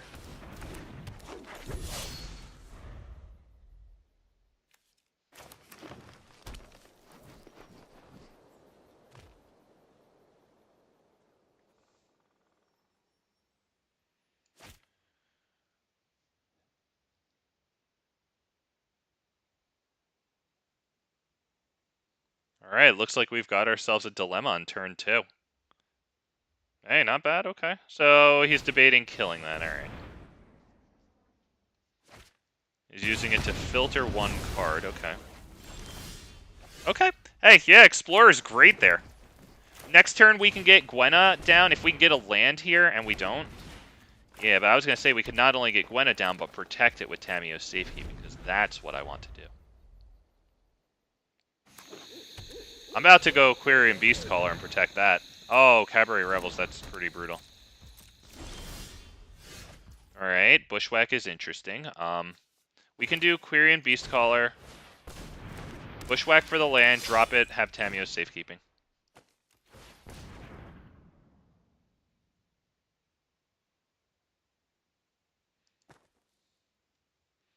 Although I'd probably rather not use Tamiyo's safekeeping on the Beastcaller. It does get big, and that's nice, so I have to wonder, is that worth more than Gwenna? Although Gwenna gets a little big, right, with her +1/+1 counters, and she dorks for 2, and then untaps when we play big things. So I do need to consider Gwenna.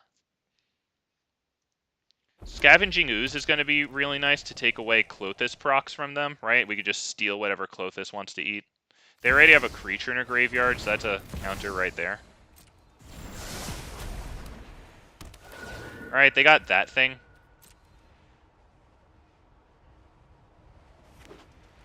Nice, okay. Yeah, there you go.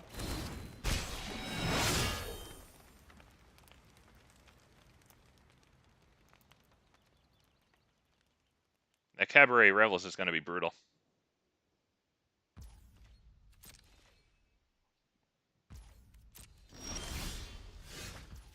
Not entirely what we wanted there. We might want to go Gwenna, but Gwenna only reduces Ghalta down to what? Down to 8, but then she pays for 2 of it. That's still not really enough, but then next turn we could do like shifting Ceratops into Scavenging Ooze.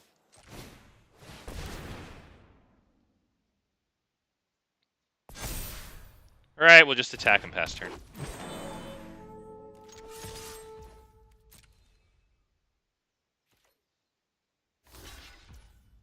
Better yet, I guess it would be shifting Ceratops, untap into Ghalta.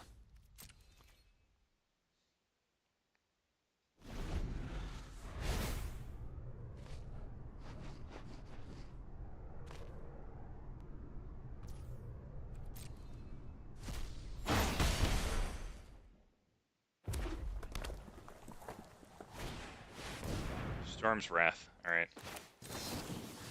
So they're running Control Klothys with a whole bunch of wipes, and they just want to sit there and excruciatingly painfully bring you down with Klothys.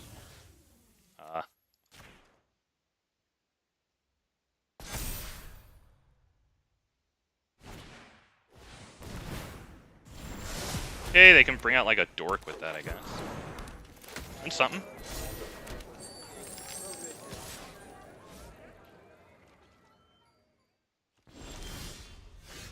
Surrak and Goreclaw is pretty good. We can go Surrak and Goreclaw, and then we can actually go into Ghalta, because this will drop 6 on the field. Gwenna will get 1 bigger.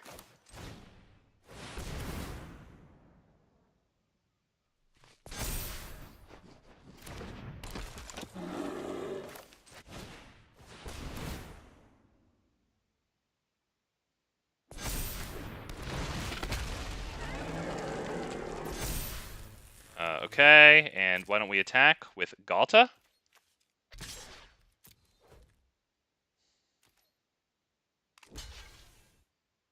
Yep, might as well save themselves 5 damage there.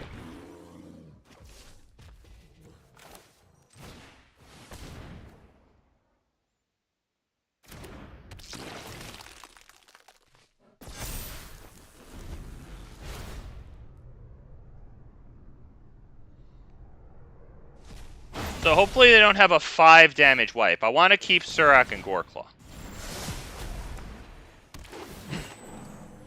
They're playing creatures, so we're going to assume that they don't have a big wipe, which is very nice for us.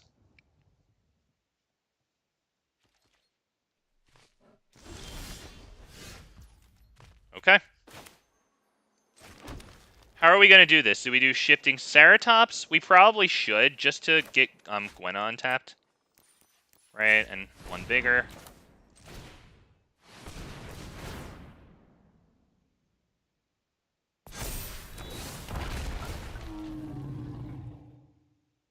If they we should attack with Gwenna, I think, because in order to block it, they'll have to do a decent amount. Right? They'll have to invest their commander, and then some more stuff. So I think this feels pretty good right now. As a matter of fact, are there creatures in graveyards? We will make them sit here and wait. You know what? Yeah, we're going to attack with that too, because I can take 2 things out of their graveyard and make Scavenging Ooze survive Klothys's block.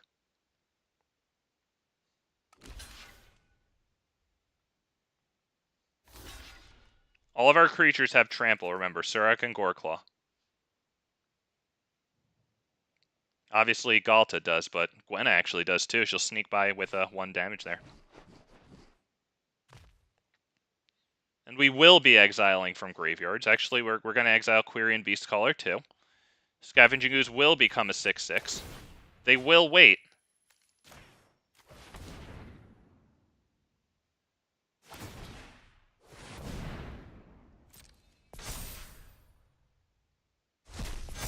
Okay, cool story, bro.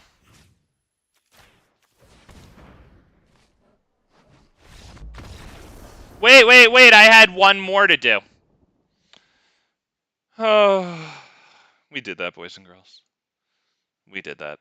Yeah, they didn't draw their miserable board wipes enough. I guess they were somewhere in between, you know, Cabaret Revels trying to get all their creatures down, but then, like, their board wipes that I would assume they would have been running more of. Maybe they're running minimal board wipes, but interesting. I guess they're kind of caught between going the creatures and the control.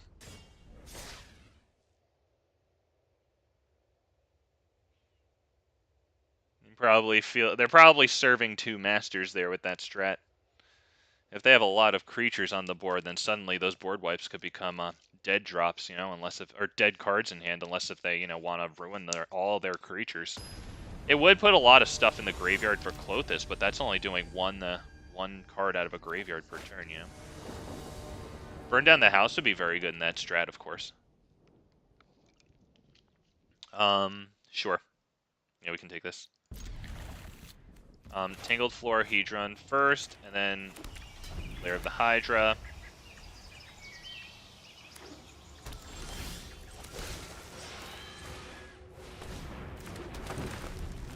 Expect loads of removal.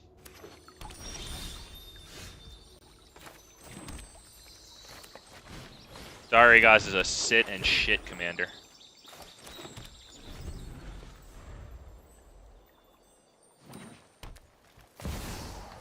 Selvala. Wow. Well, we're killing Selvala. We'd love... Oh! Lands. We love lands. Lands are our favorite. Yeah. As a matter of fact, I do want my card. Thank you. This. No, we... Honestly, do we save that for their commander? No, we can't.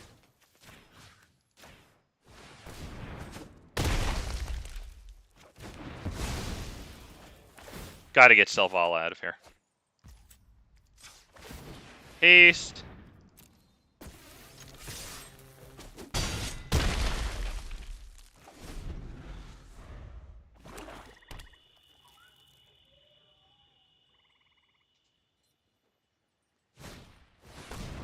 E to the archive. Wow. Well, they're looking for the board wipe with that one. We'll drop Reckoner, Bankbuster, and Ghalta.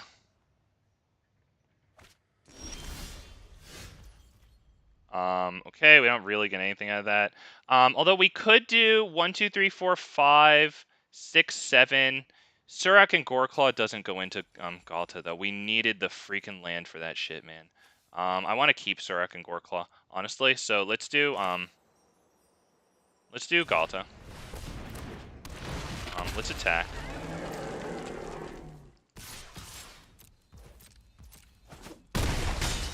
Kind of forces the board wipe. We're gonna drop Reckoner, Bankbuster.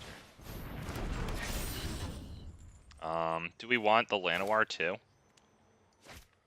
No, because if we do get board wiped, then the Llanowar will be mana capacity number 6. That the next turn we could do Surrak and Goreclaw.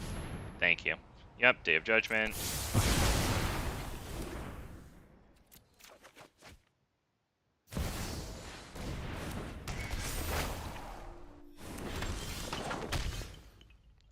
So how are we gonna do this? Goreclaw.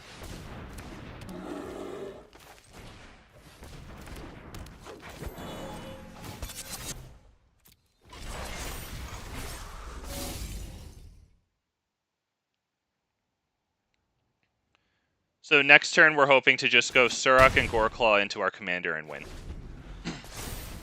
We don't have too much on the field.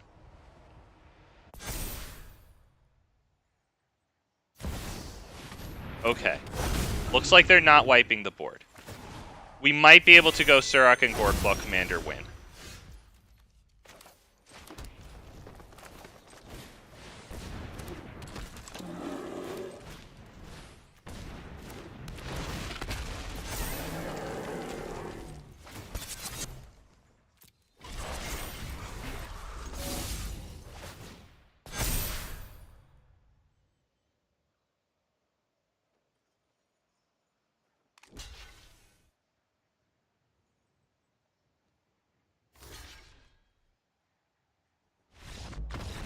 And thank you.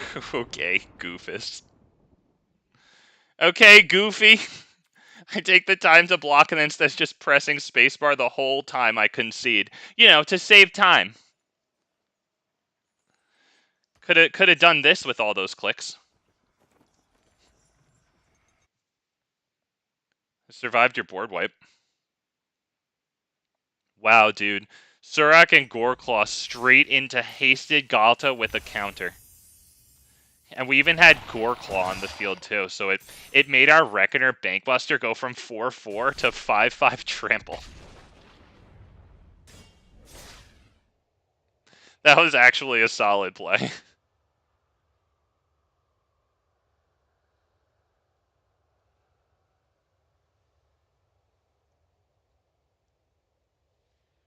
Dude even took the time to analyze it to the point where he blocked our Llanowar Elf with his 2-2 for the good block.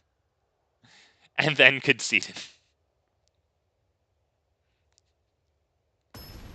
Like, did you need it proved to yourself that when you had 7 life, a gigantic Ghalta that was also attacking with 3 other things was lethal damage?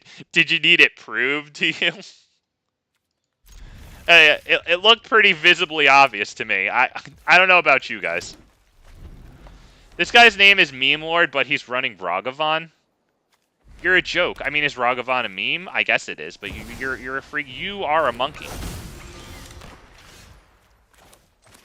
You're an ape, man.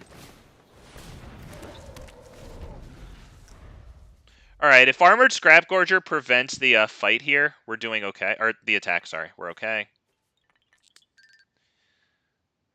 Unfortunately, we're not dropping Nissa next turn.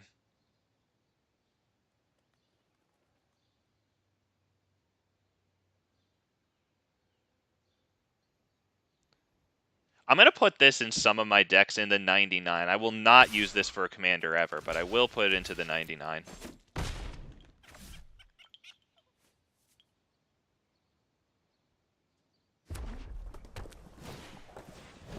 Oh, wow. Did you see that, you guys? Wow, look at how good of a Magic player this guy is. He attacked first and then... Did you guys see that? Did anybody write that down? I need to remember that. Please tell me one of you remembered that shit. Oh, wow. That was the most amazing thing I've ever seen in my whole entire life. That was so... What a great player this guy is. I don't think we can drop Garruk's Uprising now. Although we can block Ragavan with this, which really isn't bad. Do we do that? Because then we can go Nissa next turn. Nah. We could still go Nissa next turn, but I meant we could go Nissa next turn and immediately get a draw out of it. Jaquan, hey, what's up, man? Nice to have you. Thank you for stopping by. He says, praise Ghalta. Hail the Queen, my man. Yep. Oh, we love Ghalta. Take a look, boys. Control yourselves. Be civil. Remember. She's a class act, but yeah, behold, man. Oh wow, this guy's a player. Guys, he did that in a second main phase. Shit, you know what? I'm gonna respond in kind. This guy's good. Let me see if I can play Magic the Gathering too. I'm gonna try this Magic the Gathering thing, you guys. God, I hope I do a good job. I'm gonna try my best, you guys. Tell me how good I do, okay? Let me see. Hang on. Okay, so he drops his lands after combat, and he makes his plays after combat. Jesus, he's so good. How do I imitate that? I'll never duplicate it, but how can I ever be as good as... Look at that. Look at that. He does all his thinking after combat. He's so smart. Wow. Wow. Wow. Wow, you did that post-combat? God, you are good. Wow. You see this guy? Wow, this guy fancies himself the world champion, honestly. I agree. I think he's the world champion, Magic the Gathering. We take their flashback away from them. What's up? Is that okay? What are you gonna do? What are you gonna do? Are you gonna do this thing for 0? Oh, you're okay. This guy's okay with that, you guys. Oh, thank God. I was worried he might not be. All right, he's good though. He's good with that. Do we want to bring Nissa in with with 2 less loyalty on her just so that we can keep this open, or do we just like go full Nissa? I honestly think that I want to keep this open. Yeah, let's go little Nissa. Nah, because little Nissa might get hit with a burn spell or something. They don't have it yet, but if they do, get it. I do not want to lose this.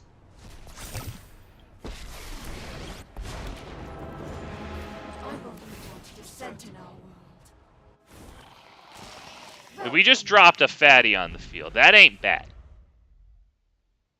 They're going to need to invest 2 burn spells into it.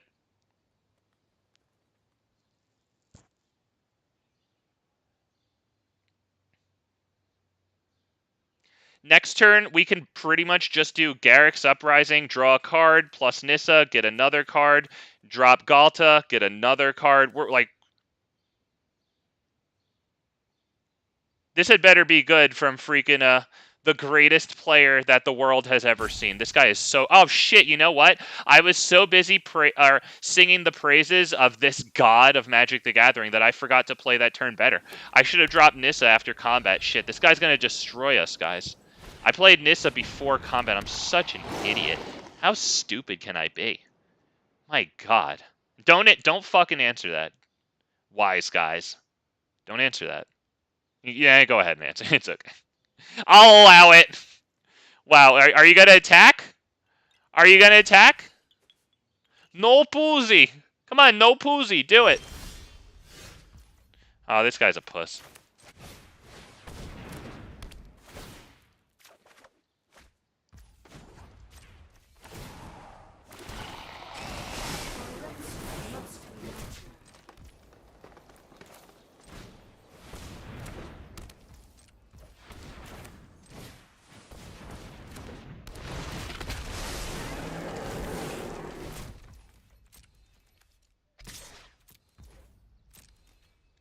What's up? Meme Lord! Oi, me lord! May we please pass through this combat before we both succumb to old age, me lord? Oi, Lord Trevin! Memes beeth he! The memeiest lord in all of the meme lands! May we please pass through this combat with haste! Me lord! This guy is such a fucking slowpoke. He must feel so sad that he's getting ruined. Oh, I bet he plays a little faster when he's doing a little better of a job. I mean, in his defense, you know, maybe he reads really slow.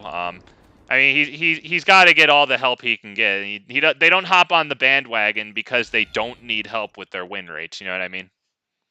Like, if somebody wanted to be competitive, they would be in hell tier right now. A truly competitive person would be avoiding these, you know, like, new flavor of the month commanders that don't get put in health tier because an actual tryhard wants actual tryhard competition. These freaking people need crutches, is what they need. And he still didn't get it. It took him that long to realize that he lost 2 from that much of a position. That's how brilliant that guy is. Did you see how long it took him to analyze? Did anybody think he stood a chance there with 5 mana? Maybe if he had 7 mana and he can wipe the board with Star of Extinction or start getting some wild, like, you know, Arcane Bombardment or spell copying going on or something, sure. Anyone look at that board and go, oh yeah, this looks like an even matchup. Who knows which way this one will go?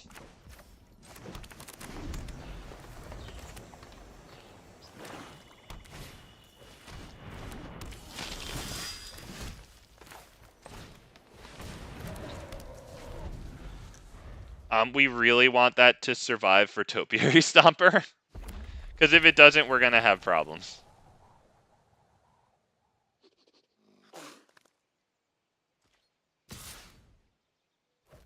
I'm not even going to block that because it's 1 damage, and if they have Play with Fire as their burn spell, yeah.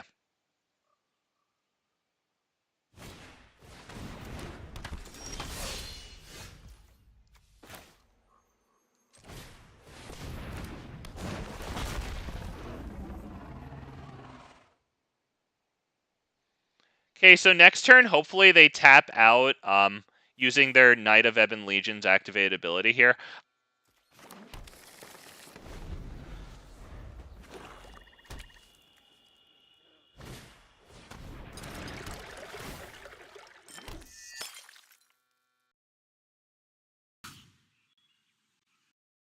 Right, sorry about the noise there. Let's see. Okay, alright, we're good. Sorry about that. I fixed it as soon as I heard nothing. That's the problem with that. I hear freaking nothing. Let's see. What are we gonna do here? This to test for removal?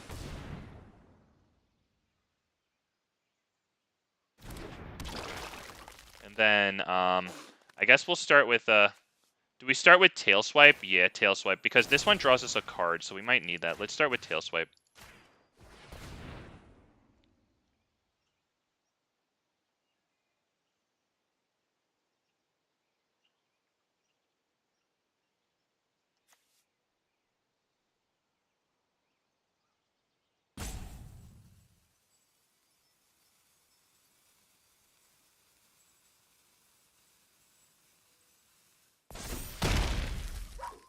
Oh, he allows it. He allowed it, you guys. He allowed it. Do we want to drop this or take that out of their graveyard? Let's drop this. Or I guess we will take it out of their graveyard. Okay. But this is nice because now that we control 4 or more creatures, it will add 2 green instead of 1. That is nice.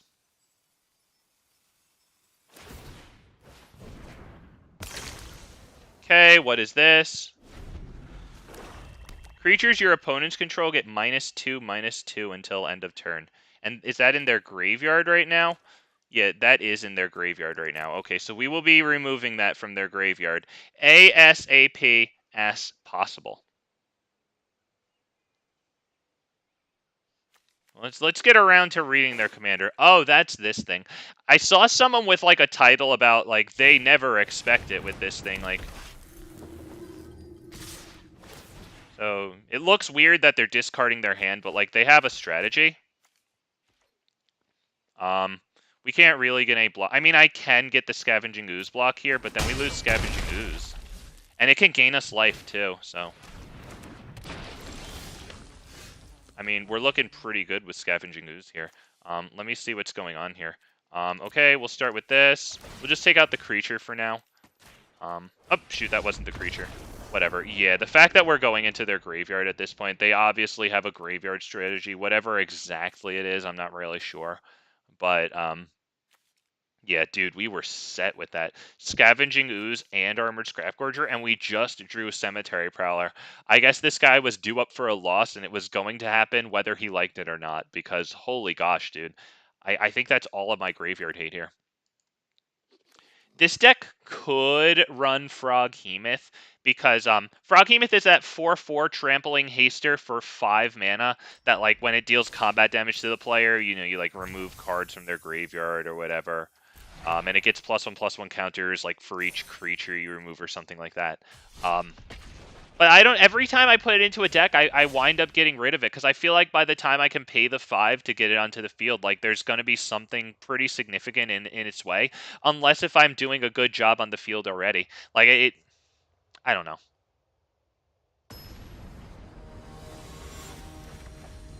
I haven't been too thrilled with it yet. And I really wish I was, because I love the card. I love the art. I love haste on green creatures.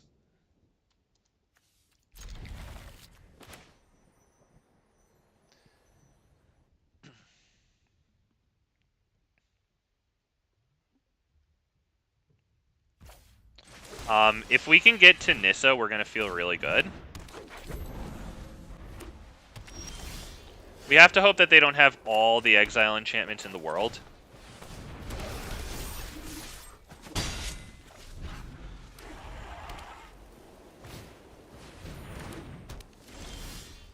Okay, that's beautiful, because eventually we'll be able to attack in at them.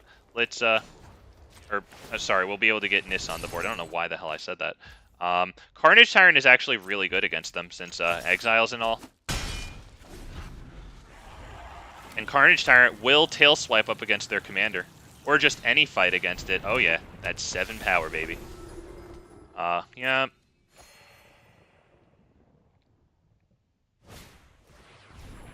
That's annoying. Do we want to do this one right now? Probably not. It's very annoying. Voracious Hydra is okay. It's not entirely necessary, though. But I honestly... X equals 2, and then bring it in, and then double the counters, brings it up to a 4. Is that good? Let's just do it. X equals 2.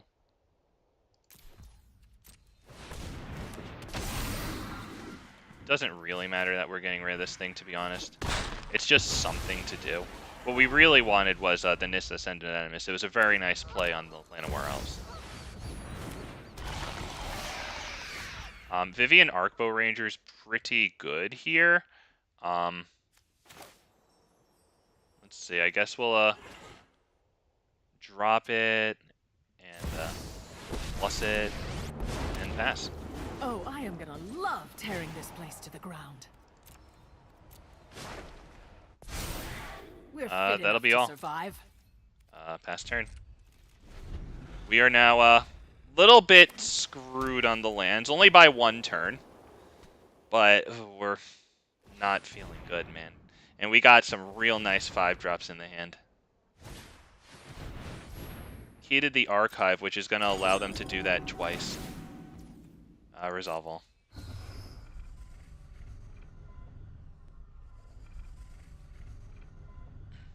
The only good news is that we have Vivien plus into Tail Swipe, right? And so that would wind up giving Voracious Hydra a total of 7 power to kill Elesh Norn.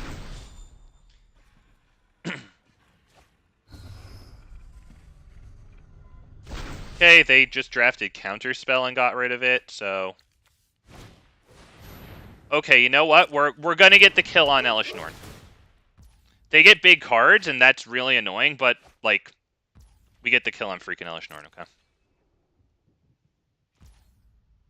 Yep.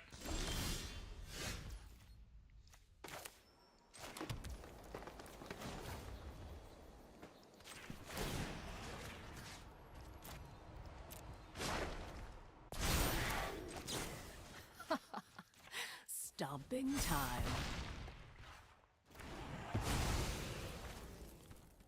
And we will go ahead and attack there. Because that's 7 damage that we shouldn't miss out on. They take it. They're probably planning on bouncing that thing.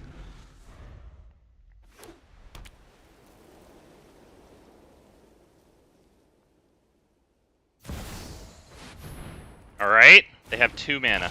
We have another kill for it in Vivien right now. Alright, we're going to get the kill on Elesh Norn again. They're going to get some more cards here.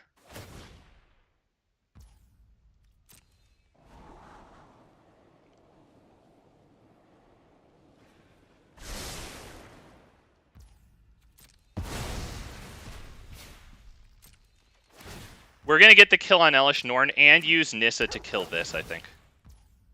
Right? Does that sound about right? Because that's going to prevent them from getting that in, right? I think that's good. Right? Right? Let's see. Nissa for 5, and then get in a thing, and then use Vivien. Oh, shit. Will I actually be able to do this? I might have to go this, and then Vivien, and then we're good, I think. Yeah. Okay, so it has to be this. Oh, right, it mutes enter the battlefield effects. Okay, you know what? It doesn't matter, because we can still use it to destroy this since it has Death Touch. With my aim and their claws, you're done. Alright.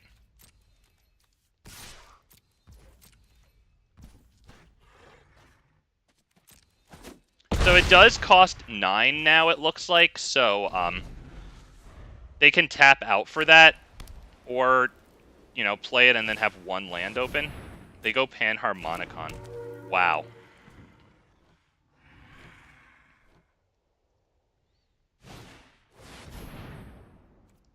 Okay, they're going to create a bunch of tokens, but it could be a lot worse, and we have a target for Nissa to destroy there.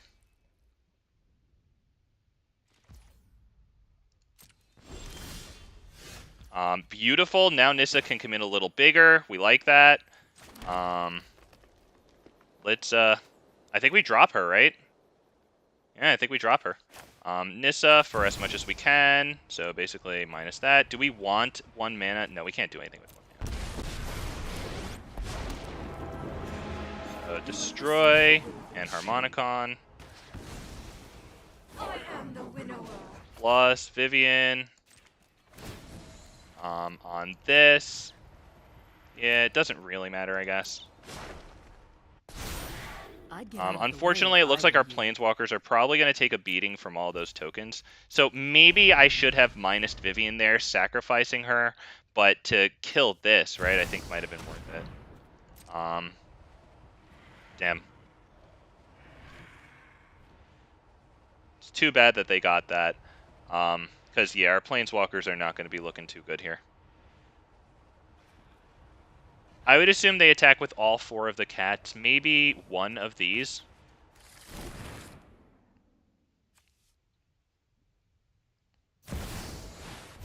The Immortal fucking Sun. Well, we're going to have to do it without the Planeswalkers. Dude got the Immortal fucking Sun. Okay. Alright. Well, now it doesn't really matter if they go after our Planeswalkers.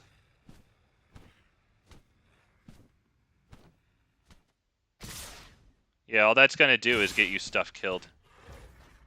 I mean, not really, right? Because they don't know that we don't have a kill for that thing. We don't, though.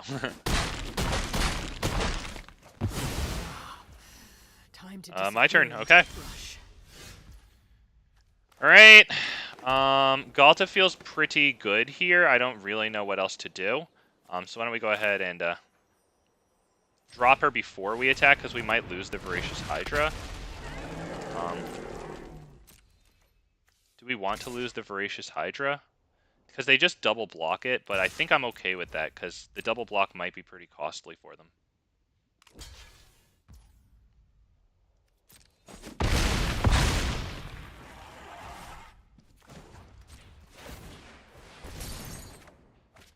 Tribute to the World Tree is pretty good, but it's an enter the battlefield effect that Elesh Norn mutes.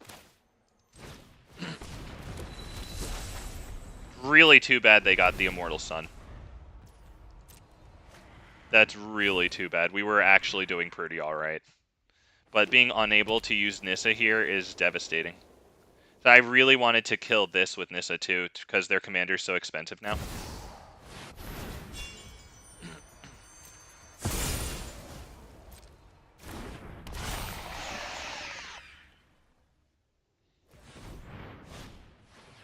Okay, nice, yeah.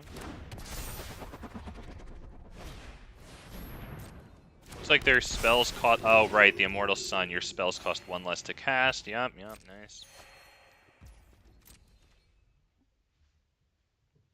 Yeah, at this point, we're not doing too hot. They could probably attack with their 2/4. I mean, it has flying, but...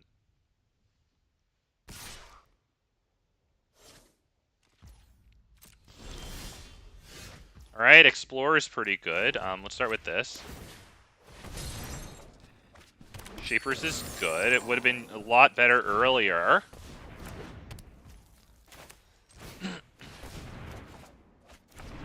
Sylvan Anthem's very nice.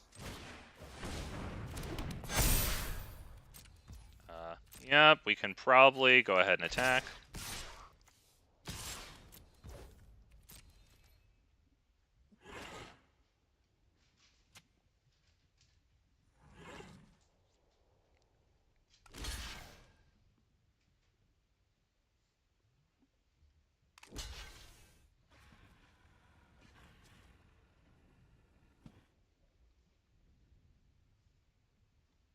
Alright, does it matter which one we kill here? Yeah, let's get rid of the 3/3s. And they also have lifelink. Let's not let them lifelink anymore. Yep, that'll be all.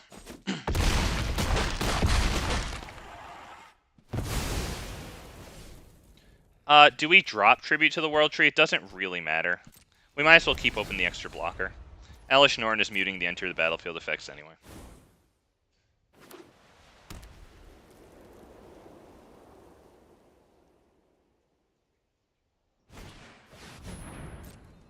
Okay, well they can give -5/-5 twice, draw a bunch of cards.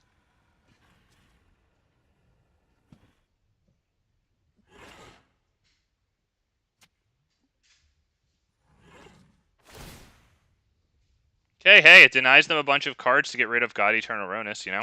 We get 2 draws off a Shaper Sanctuary, and, I mean, God Eternal Rhonas doesn't even have Trample right now. It's getting chumped, you know? I mean...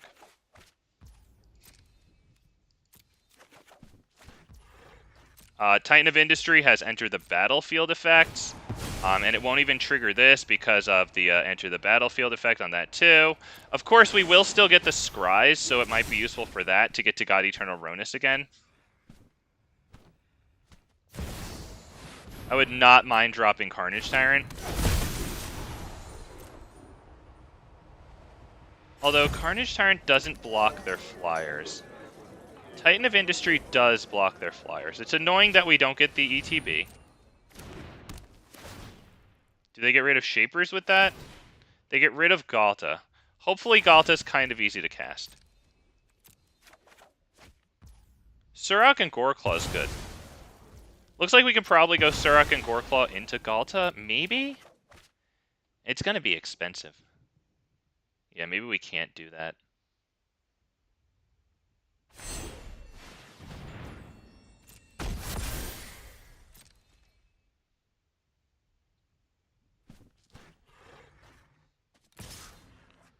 Dude is still fixated on the Planeswalkers.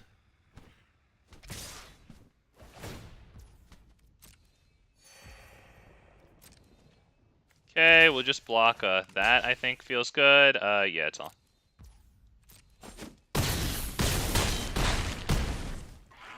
Honestly, maybe I should have double blocked this. You can't resist the inevitable. That's halfway decent, honestly. Let's see, with 1, 2, 3, 4, 5, 6, hang on.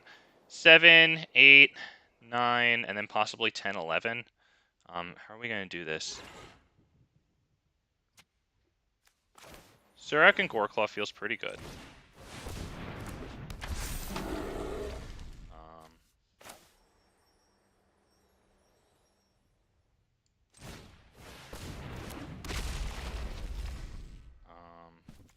that doesn't really make a difference. But what we can do here is make this a creature.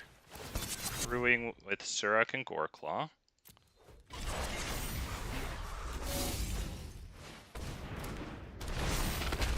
And that'll probably be all. So if they can't, like, exile all of our stuff, then we can do okay next turn. Because we have the Crashing Drawbridge to give haste. Yeah, resolve.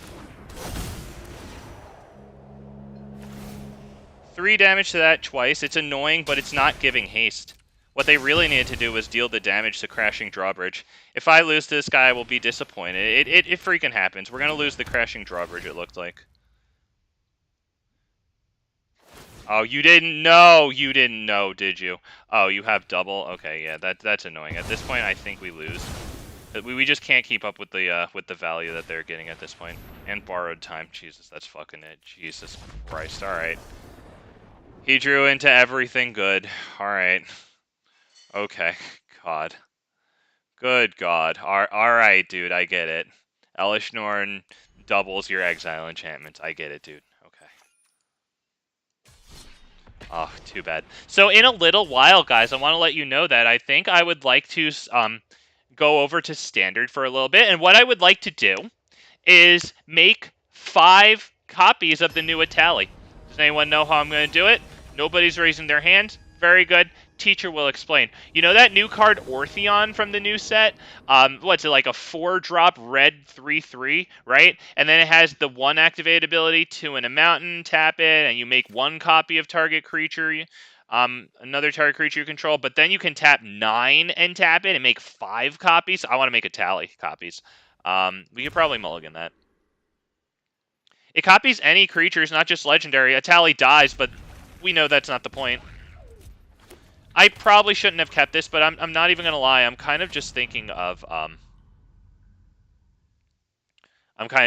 Standard right now. I might switch over after this. Dude, Armored Scrap Gorger's the best play, but Sylvan Anthem's it's pretty good too over the long term. Armored Scrap Gorger is more immediately. Good fucking God, dumbass. You are fucking retarded. I'm sorry, but Jesus Christ, dude.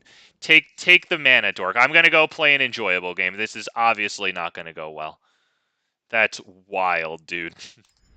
It's a 2-land hand, and the only choice we have is the mana dork. And then like there's 1 2-drop also, right? The Sylvan Anthem, but it isn't a creature. And then the rest of the things are significantly more expensive. That's easy. I'm sorry, that's very easy. Guy's a moron. Surprised he isn't running Ragavan or Atraxa. Thinking that slow? Jesus Christ, dude. What is he, memorizing the cards? When the game's just gonna show them to him? Hell's he doing? You're writing it all down? Do we keep this, or do I not fall into the trap that I just fell into? Because if we get Cultivate, we're actually in business here. If we don't, we're fucked. I'm gonna try it.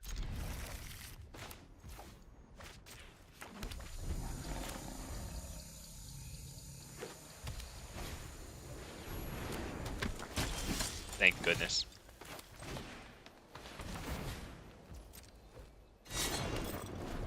Alright, we get away with paying the 1 there, which is pretty nice. I'm kind of feeling Cultivate before... Should I do Cultivate before Gwenna? I'll tell you... Oh, shit. Okay, well... Probably Cultivate.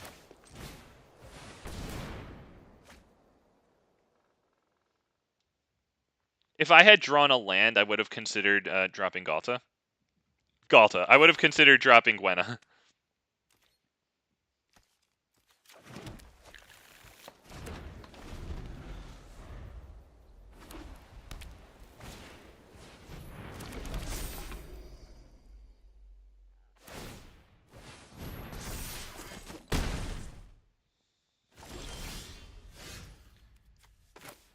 Our first drop will not be Defiler of Vigor. It will be Gwenna.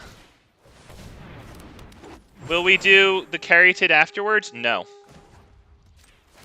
We will equip to Gwenna past turn. The reason we're not doing Caryatid after is because Caryatid could be a very easy way to get a round of counters out of Defiler of Vigor. This is attacking creatures have double strike. That's wild.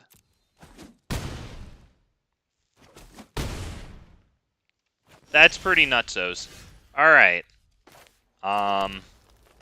So Defiler of Vigor, paid for starting with this. Then we can get the Great Henge down, it looks like. Pay the life. Yes? Do we pay the life? No.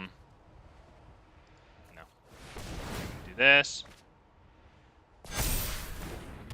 Alright, now we can do this. No life.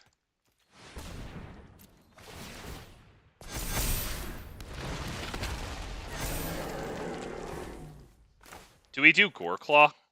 Goreclaw might be actually pretty good here. Yeah, let's do Goreclaw. Shoot. Okay, sorry. Sorry, just fucking do it, man. Let's do it with the life so we can also drop the Caryatid. Nope, screw it. We got Tamiyo's. Put everything on hold. We got Tamiyo's safekeeping. Wow. What a draw. Is that gonna give freaking flying? That gives fucking flying. Good God. Alright. Good God. Okay, good. Great. Okay. It gave flying. Alright, so... even if we had transferred Shadow Spear over to Ghalta instead of playing Goreclaw. Jesus, okay. Okay. I wonder if I should have attacked with Gwenna then instead of tapping it at the end for a Goreclaw. Maybe that would have been best, right? Because it... would it really have? Wouldn't we still have lost, though? Because it would be this big. I think we still would have lost. I think we would have been at -1 again, but just after double strike damage fully finished. Oh, man, damn. Oh, wow, that was... whew, damn. Wow, man, damn. Attacking creatures have double strike directly into the flying thing. Okay. So anyway, I want to play some standard here. As a matter of fact, I think I might want to start building a deck. I don't know if I'm going to finish it, but I have the basic idea here, okay? So give me a second. Let me find something to get rid of. I could probably get rid of the Explorer Dragons. I know exactly what's in that. Okay.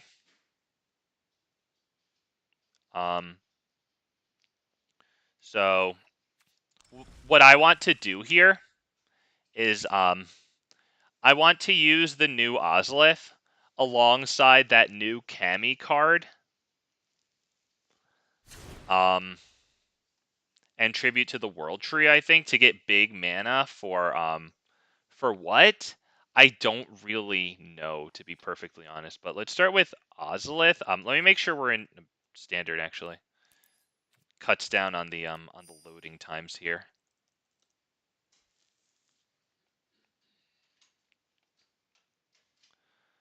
Okay, so the new Ozolith, I don't know if we want 1 or 2 copies because the Mana Dork that we're going to put in also has the Hardened Scales effect on it. So 2 of them might be alright, because, you know, we would actually like to see it. It's nice that it is an actual on-demand source for counters.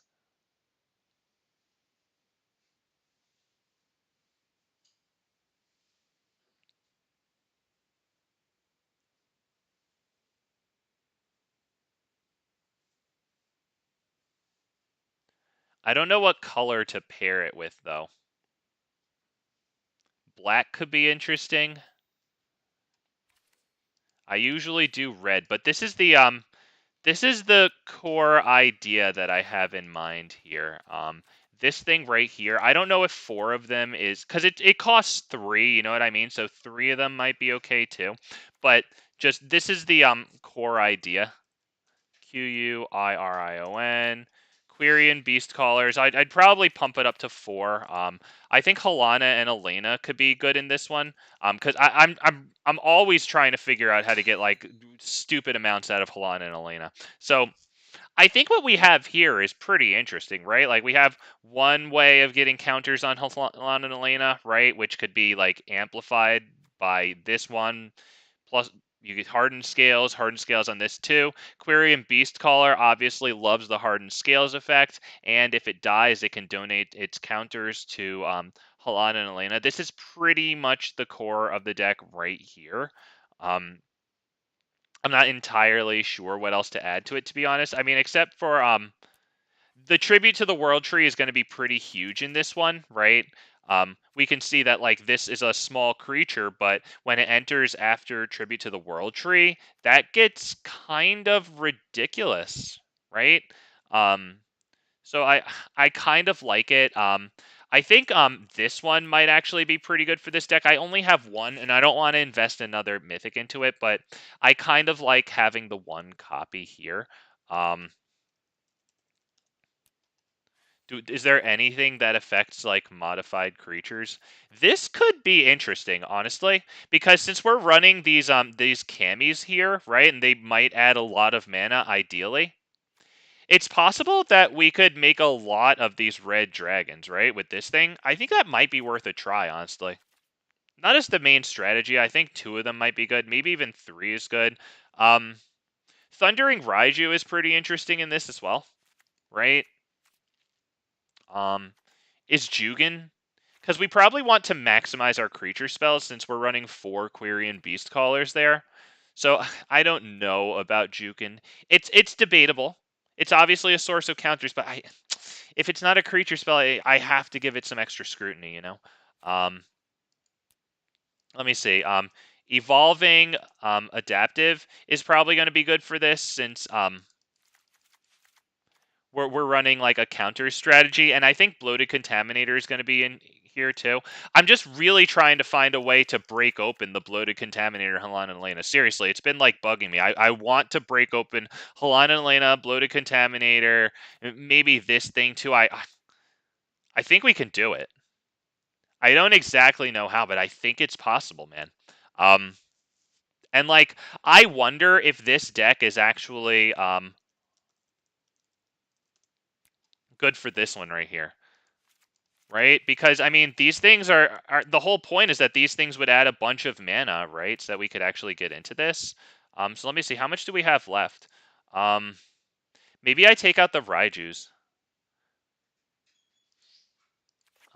Yeah, maybe the Raijus. Do we want Armored Scrap Gorgers in here? It pays off into Halana and Elena. It's a creature. Do we want the Armored I don't know if we want the Armored Scrap Gorgers here. Vorinclex could be pretty good alongside this thing. I only have one, but like if you have more, like consider, right? Like not only do sagas obviously work with counters, but like chapter 2 distributes 7 +1/+1 counters. Like that could be pretty devastating, right? You could flip this over, get chapter 1, I guess, and the next turn, could you get all will be 1 down before that triggers? No, you couldn't. Nevertheless, I still think it's pretty good there. I wonder if we could go a more controlling route with this deck and maybe take out like something for Brotherhood's End is what I'm thinking. If we're gonna have all will be one, maybe it could even be you take out the Quirion Beastcallers, you take out the evolving adaptives, you put in like Brotherhood's End and that siege. What the hell is it called? Invasion of like Karsus or something. Yeah, this one right here, right? Because if you're going to be running all will be one, battles will trigger all will be one's damage, so it is mildly interesting. I think for now having the Quirion Beastcallers, and I don't think we're going to play this, but this could be pretty good. I think this guy could be really funny in this deck. Because you can obviously duplicate Vorinclex to just basically get all of your forests out of your library, or you can duplicate Bloated Contaminator, swing in with tons of them. Multiples will definitely hit, right? And then you'll probably wind up with a lot of proliferating going on, which could be absolutely destructive with All Will Be One. I think Fable of the Mirror Breaker might be good at this point. Let me go ahead and 1, 2, 3. Do I want Vorinclex? Like, it's kind of, is it going to be redundant, or will these mana dorks really be enough? You know what I mean? Like, is Goro really going to be good in here? I honestly don't know. I kind of like the guy. I think he's cute, but I don't know how good he's going to be because I don't have interaction is the problem. Like, I'd like to have Strangles or Brotherhood's End. Honestly, probably Brotherhood's End. If I'm only going to have those two things there. Or maybe the Invasion of Karsus might be better since we do have All Will Be One. Do we think the Invasion of Karsus is better or the Brotherhood's End? How many cards do I have? 62 in here. I have 62. All right, fine. Then let's get rid of that. All right, this needs some work, obviously. At this point, with all this stuff in the 3-drop slot, I wonder if maybe taking out the Fable of the Mirror Breaker is the best here. Just going like Brotherhood's End as well. Since we have a small early game here, it might be best to get the Brotherhood's End in here. And let me see, what's the card count out? 58. All right, so if we do get the third one of that in there, and then maybe do what? One like Strangle, or how about one Tyvars? And you know what? I'll go ahead and play this a couple of times since we did kind of sit here and go through the motions of playing it. At this point, it's like, am I gonna? Or we went through the motions of making it. Am I gonna not play it? And it just feels a little weird. So let's get one Boseiju there. Feels pretty good.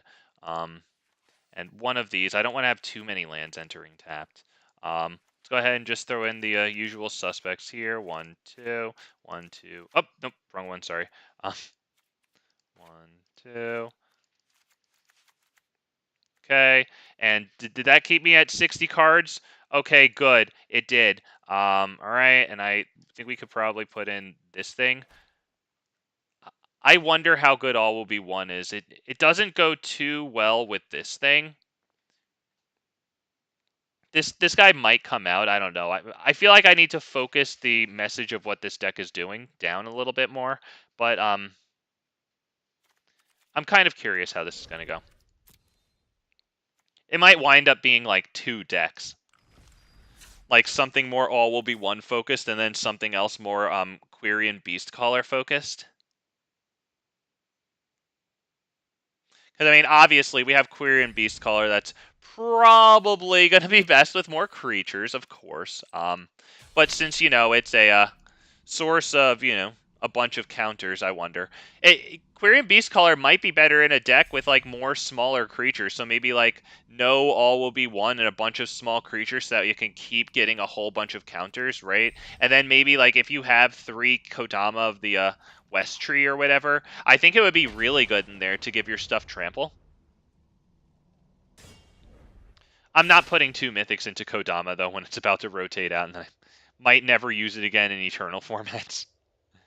When I could put those Mythics into, like, Questing Beast, for example, which has been missing from this channel very conspicuously for, I don't have it yet, so forever. Yeah. Fine, we'll keep it. We're up against Cobra Kyle. Might be a Andrew Great fan. God. I don't mean that, so calm down, okay?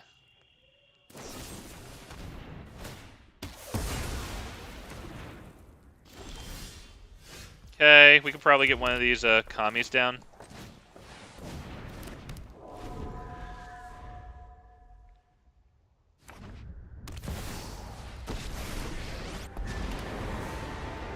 Those who get in my way tend to regret it.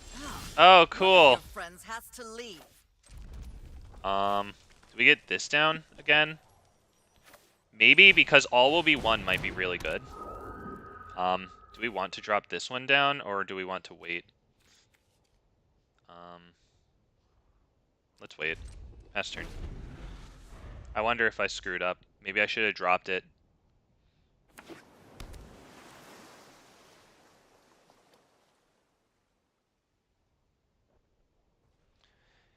When we discard, it's going to be Ortheon.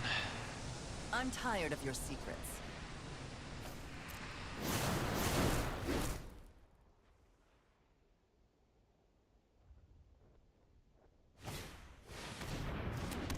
A land would allow us to play All Will Be One and then Evolving Adaptive. I have to discard. That really sucks. We get rid of that. All Will Be One might be our only hope here. It genuinely might be our only freaking hope. I think we have to drop it and then pray. I don't think Tribute to the World Tree is enough. I mean, Tribute to the World Tree does allow us to attack Liliana, but that doesn't even matter. Do you actually have the Spell Pierce? Yeah, let's cut our time here short. Yeah, he actually had Spell Pierce there, so obviously Tribute to the World Tree would have resolved, but I think that that one there was our best hope. Honestly, All Will Be One might be better with creatures like Shivan Devastator, you know? All Will Be One is pretty nuts with that thing. So I think I'll maybe play like 1 or 2 more games with this thing, regardless of how they go. And then we'll switch over to a tally, because I was kind of advertising that a couple of times in the stream. Yeah, I do want to use that Ortheon card that is showing up a ridiculous amount. It really is Richard's Law. If you want to see something more than once, or if you want to see something a lot, put one of it in your deck, man. And if you're tired of facing red aggro, make a lifelink deck and it'll disappear.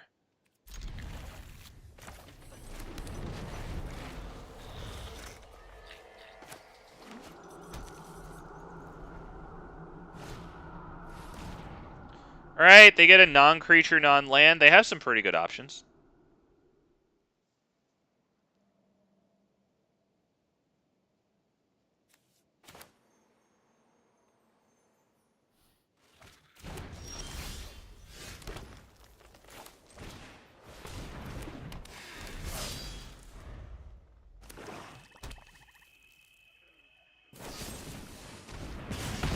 Oh, look. 1-for-1 attrition. I'm telling you, man, we really should just be throwing our first, like, lands on the field, all the rest of the cards in the toilet, and then you just play from there. I get here just in time to hear my law. Yeah, Richard's Law, it's perfect, right? It's exactly like you said it. If you want to see something, put one of it in your deck. Not 2, boys and girls, freaking 1. Because I've been seeing this card, Ortheon, Richard, the one that makes all the freaking copies of, like, any target creature. I've been seeing it so much, guess what? I only have 1 copy.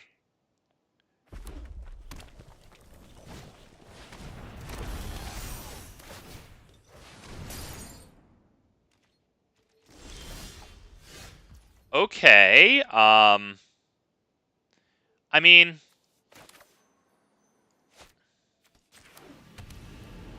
we should probably hold the, brother... Do we want to just attack? We should probably hold the, never mind. The hell am I gonna do here, boys? I mean, the only thing I really have to do is, the Hunter's Maze, which takes away from my land, so I can't really do that. I mean, I could do it, right? Because in the hopes of drawing the second, like, red, so that we can actually get a board wipe going for, the coming Fable of the Mirror Breaker. Maybe... Oh, no, you... Come on, man.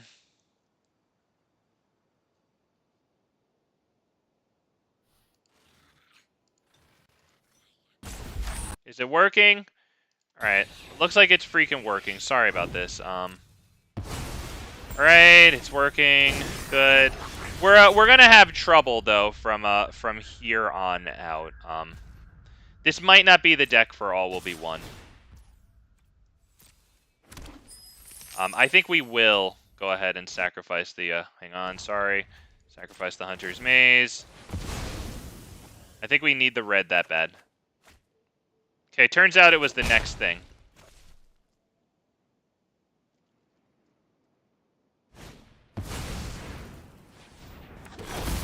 Oh, it's a Truxa. Okay, I don't think we're going to do anything against that. Yeah, but the thing is, if I go take this into unranked, you might think that unranked would be better, and in theory, you're absolutely correct. But in practice, all the net decks are in unranked because they can't hack it. So what winds up happening is you have it's sort of even more like homogenous than ranked, honestly. That's why I just build these decks and take them straight into ranked. Let's see really quick. I want to make a quick change to a tally just to get that Ortheon guy in here, and then we're gonna go because which one is it? I think it's this one. Oh, that's Brawl. Okay, so that's fight rigging. Was it? Which one had a tally? I just played it, right? Is it this one? Hang on, sorry, I gotta see which one it is. I mean, I could just build the freaking deck really fast anyway. That is not it. Where's my Atali deck? You know what? Screw it. I'll just I'll just edit this one. All we have to do is take out Tyrannix Rex and put in Atali. There it is. 1, 2. Okay, and ETALI. It's even got Ortheon in here. So what we're trying to do today is get a little silly with a tally. We've got Luca and Gwenna to add pretty good amounts of mana. Obviously, Fable, Scrap Gorger, Gala Greeters. I forgot about Gala Greeters in the last deck, but that's what happens. I mean, I'm really just like pulling it out of my ass for you guys. I think of a core idea, and then I forget all the tools at my disposal. But at least I'm showing you what I go through, because some of you have asked for it. But yeah, we're looking to get Ortheon out, and financed by all of the freaking things we have, which are basically just to add mana. We want to make 5 tokens that are copies of another target creature we control.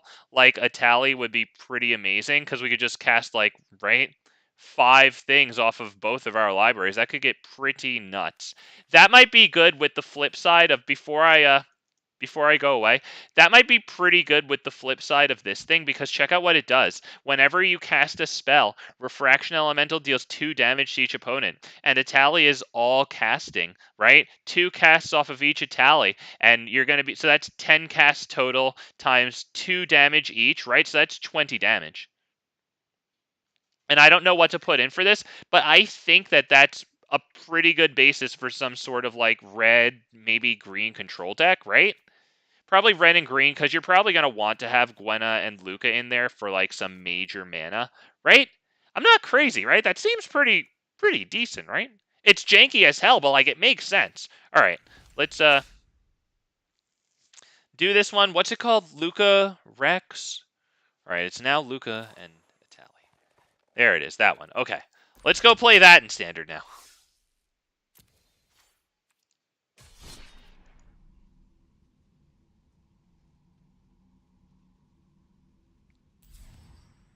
I would play unranked, but it's honestly kind of harder. And then occasionally you'll run into an easier matchup. Someone actually there in the spirit of unranked playing something that isn't just a highly optimized untap.gg copy-paste job. And then you face 9 people in a row. Making copy-paste jobs. We'll definitely take this one. Yeah, absolutely. This card's pretty cool. I just got a 3rd copy of it, which I'm really happy with. Yeah, that's pure card advantage if that actually goes off. And even if you, surveil something that you don't like into your graveyard, that's still a win, I think. I like it so much, I'm actually going to lead with it instead of Gala Greeters.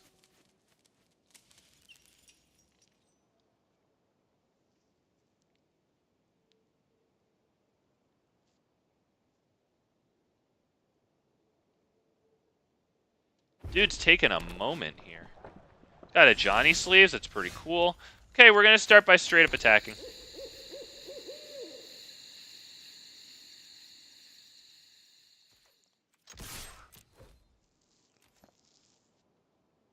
Alright, gets burned or bounced or what? Alright, we swung in. Will we get lucky here? We probably want that. That is our draw spell. Why don't we go ahead and drop... Do we want Gwenna countered? Not really. Let's drop Armored Scrap Forger.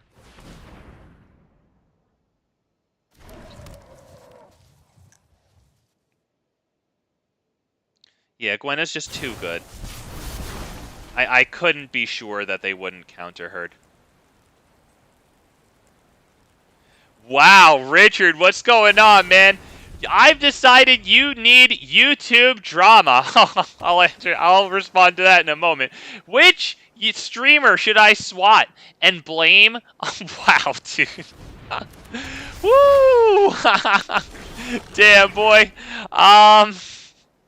Just a blue-white player. I was actually thinking about that, kind of jokingly myself. I was like, you know, I could probably use some freaking YouTube drama here. Like, maybe I should beef with a blue-white player, you know?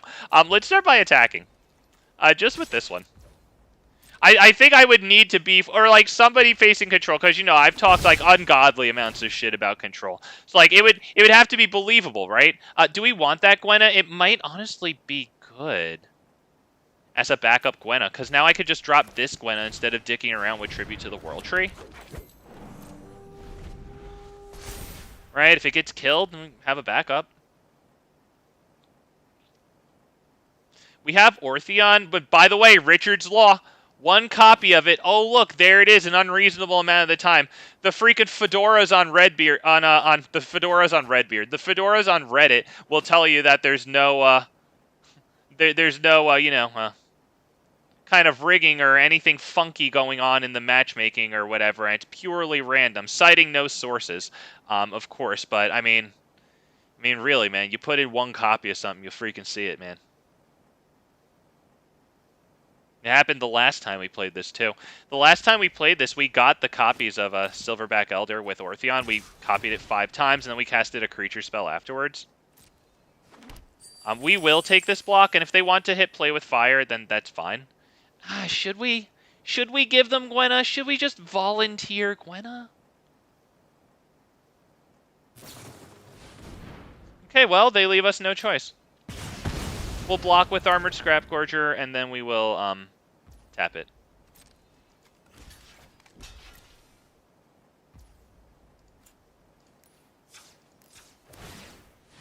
Just take anything out of there.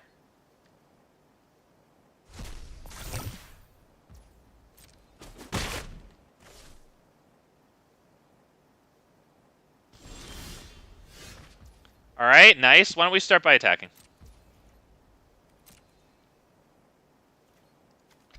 Can we please get the land onto the field?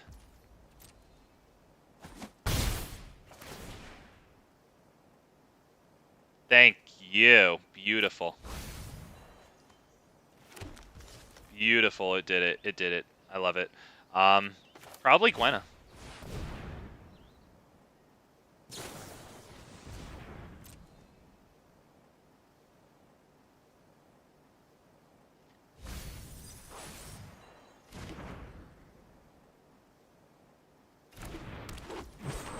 I think we can end the turn there. We'll definitely want to diligently empty their graveyard, because I notice a bunch of stuff is in their graveyard. I wonder if this is some, like, red and blue Haughty Djinn, Talarian Terror stuff. Because Haughty Djinn would be a pretty good thing to copy with this. Big power, flying. There you go.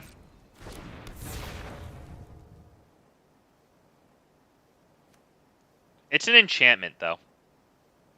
So, come on. Oh, yes. We're going to get Silverback Elder into Gala Greeters.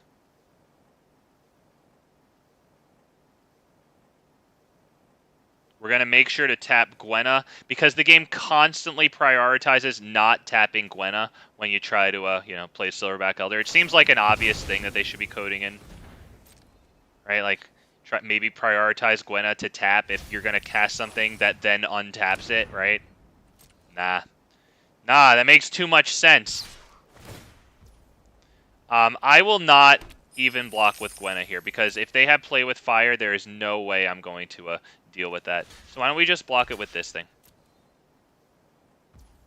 There's no way I'm giving them Gwenna at all.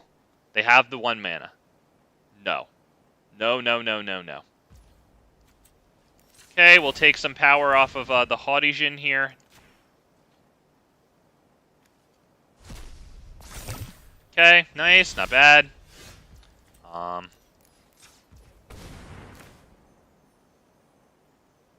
Right, can I do 1, 2, 3 into 1, 2? Hang on a second. I can do 1, 2, 3, and then 1, 2, 3, 4. Okay, so hang on a second. 1, 2, and then 3, right? And I can do... No, I won't be able to do this into Silverback Elder. Damn it. That sucks. Alright, whatever. Too bad. Too bad, so sad.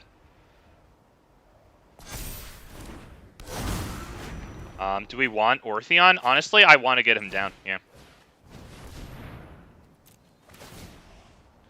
Destroy target artifact or enchantment. Boom, right there.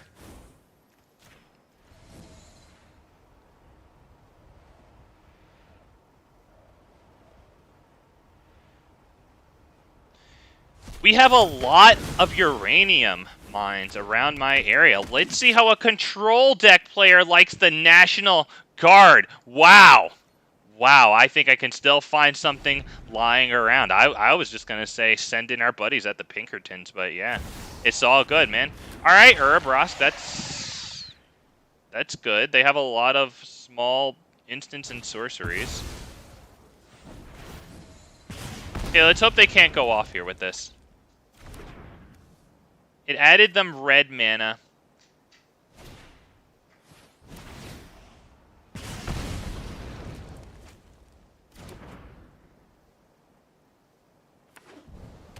Damn it.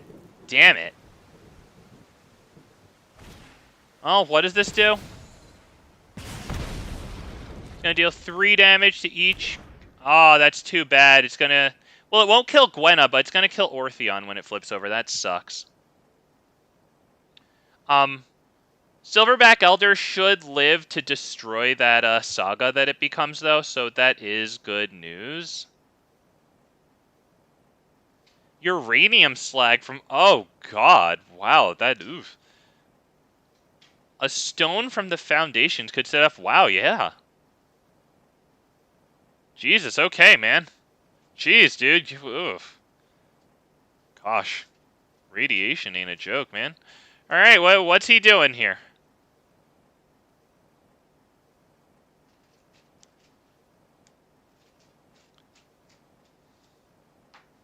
What are we doing, man?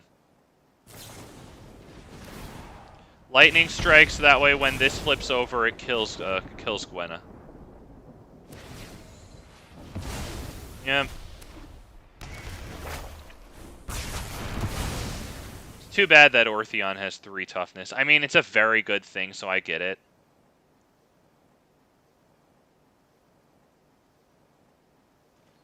Honestly, we probably need a land drop here.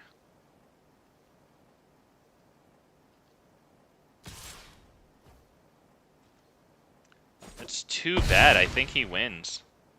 That's too bad that he went off with Urabrosk there. Damn it, everything we had. Alright, so, I mean, we can do Tribute to the World Tree into Gala Greeters, which isn't bad.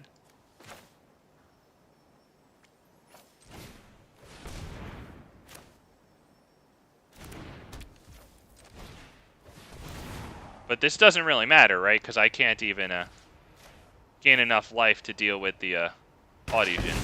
I mean, I can. Ah, damn it. You know what? I should have done it. But I just figure that, you know, we're going to be at 9. You don't think that they're going to be able to play spells when they obviously have it in their hand? You know, they obviously have this stuff.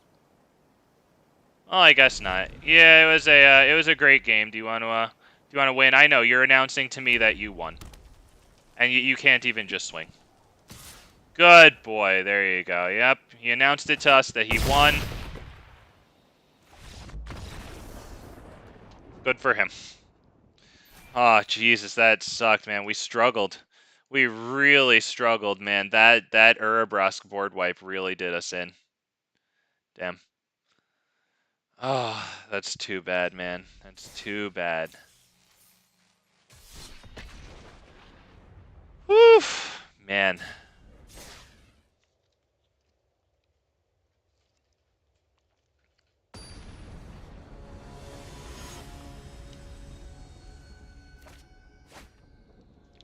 Sarah, Rex, Dinosaur name. We like that. Respect.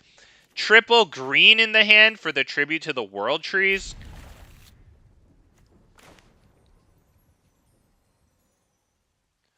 Honestly, since I don't even have any other creatures besides Gala Greeters in the hand, I might try to save Gala Greeters as long as I can until I see another creature, and then try to get as many of these as we can down. A luxury only afforded to us because we go first. I'm not even going to kill that because I want them to invest their 2 mana into it this turn, and then I want to kill it.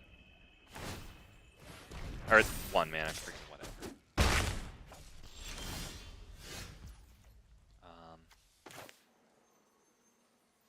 Do we just get Tribute down? I think Tribute down. Because then next turn we can do Gala Greeters into Strangle.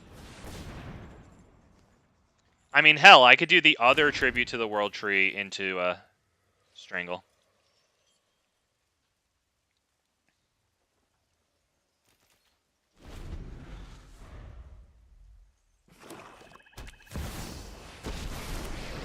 Okay, that's annoying. We'll drop a tally. It's a little too far out now. We've got 4 of them.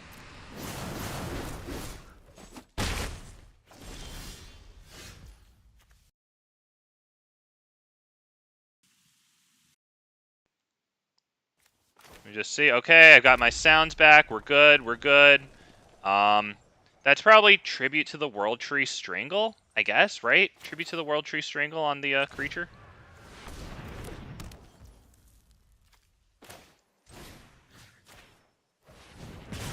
We can drop the mountain. The reason I wanted the other Tribute to the World Tree is because when we drop the Gala Greeters, it'll get the 2+1/+1 counters from the first Tribute to the World Tree, and then it'll get a card for us from the second one.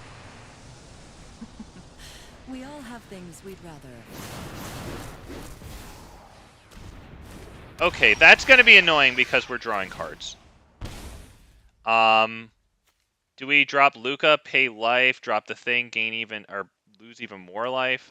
I think we just go Gala Greeters, right? Because we'd have to pay 2 life for Luca.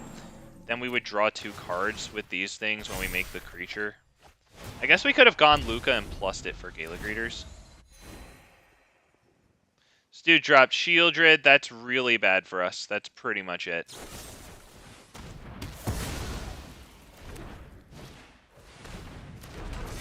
I guess we'll discard Vorinclex. Drop it. Because at least I can play Luca.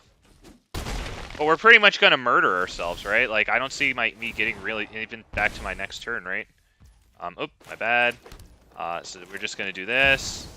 And then we're, you know what, we might as well just concede, right? Because what are we going to do? We're going to drop Luca. We're going to make the 3/3 creature, right? Triggering card draws off of both of those. Go down to 2.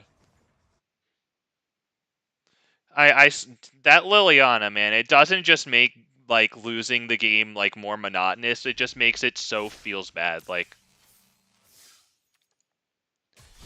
what a god awful decision. Remember, boys and girls, if you're ever having a bad day, you know, if somebody ever puts you down and makes you feel less than, just remember that there isn't just somebody out there who made the decision to put Liliana into standard, but they're proud of themselves. So just remember that, okay? Because that originally came out, I think, with like the first Innistrad. I'm pretty sure I have the original release of that card. So somebody was like, we know exactly what's going to happen with that card. We want that. And this was at a time that green didn't even have Tribute to the World Tree. We really didn't have good card draw. So just remember that. You ever feel useless? Let's see. This dude said hello, and then he dropped that. We'll hit him with the shut the fuck up.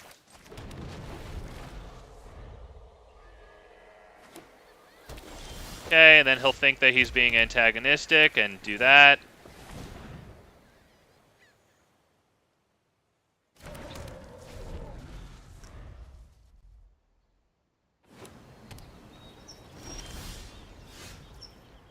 Okay. Do we want to try Ortheon? Yeah, because if it gets countered, that's honestly fine. We're trying to really get Luca down, kind of.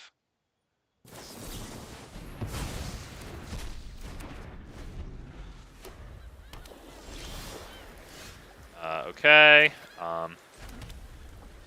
We can probably try to get Gwenna down. Okay, pass turn.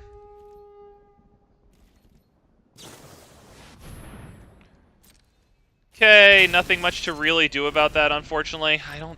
I'm not running a Braid here. I think we do have a Titan of Industry. I think this is pretty much a waste of time, though, right? Let's just leave. I'm sorry, it's blue-white control. Honestly, when I see the people playing control, I tried to think, and I've actually thought about the most feels bad time for them or the least feels good time for them for leaving the game. I feel like not after they make a play, like when they're in the middle of doing something and then you just leave and it's not really the time to leave the game. Cause I don't have anything good in my hand. They're constantly saving up mana or holding back mana, sorry, for our turn to counter. Now that they have Mind Splice Apparatus and I don't really have a way to counter that, it's going to be extremely easy for them to pretty much constantly syncopate everything we have, and then draw too. Ultra easy, right? That card's way too good, man.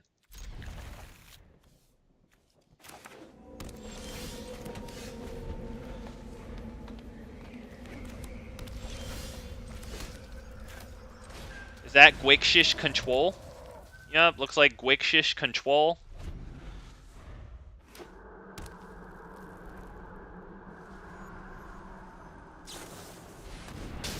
Alright, you know what? At least he tapped out so we can get Fable the Mirror Breaker down. We gotta count our freaking blessings for that one, man.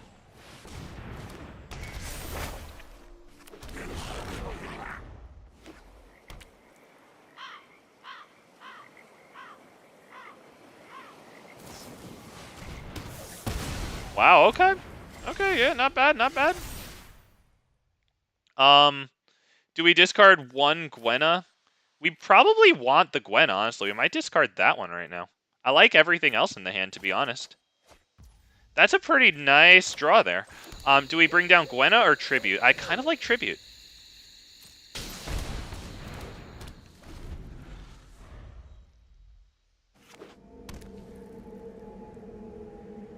Got a lot of sources of black. I think we might see, yeah, Invoke Despair at this point.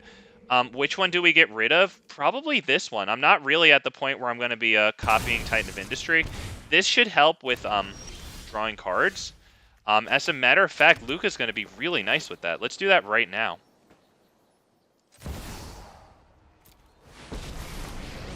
Luca's actually super nice with this because it drops a 3/3 onto the field, triggers that for a card. That's exactly what we need.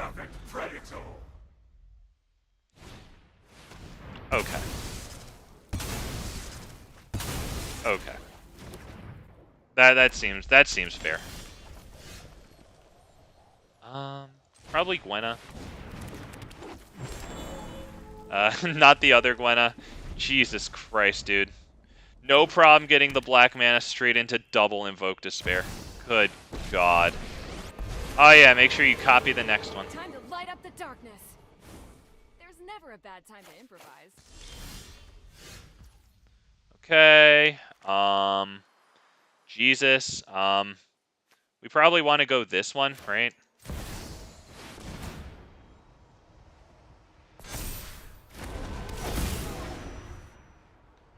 Probably the Rhino and a shield counter on, maybe on that itself.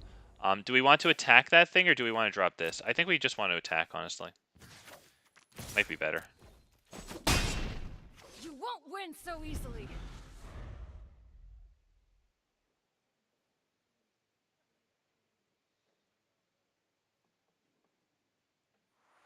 It's now or never. Okay, so they're going to get 2 copies of this spell, so that's going to be brutal. I hope it's Invoke Despair. They've got the 5 mana for it.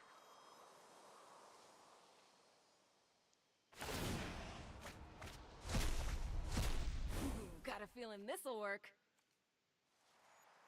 Destroy target non-artifact creature. They can do 2 of those on Titan of Industry and then the 3rd one on Gwenna, because that's a lot of those copies. Holy poop.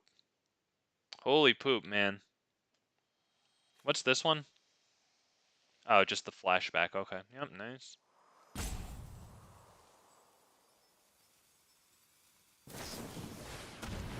Oh, wow. Okay. Damn, yeah, a lot of treasure tokens there. Nice.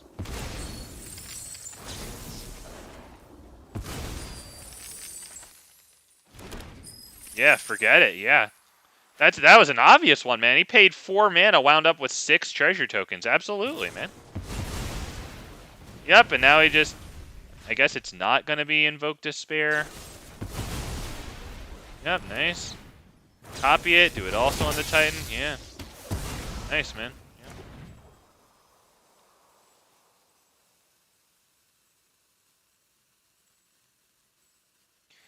You know, it's crazy. Green might have gotten card drawn. That's great, but everyone else had so much already and then got so much more that it just seems like we're really at the same deficit. Alright, that's not terrible. Might as well drop it. We can probably go ahead and attack Chandra.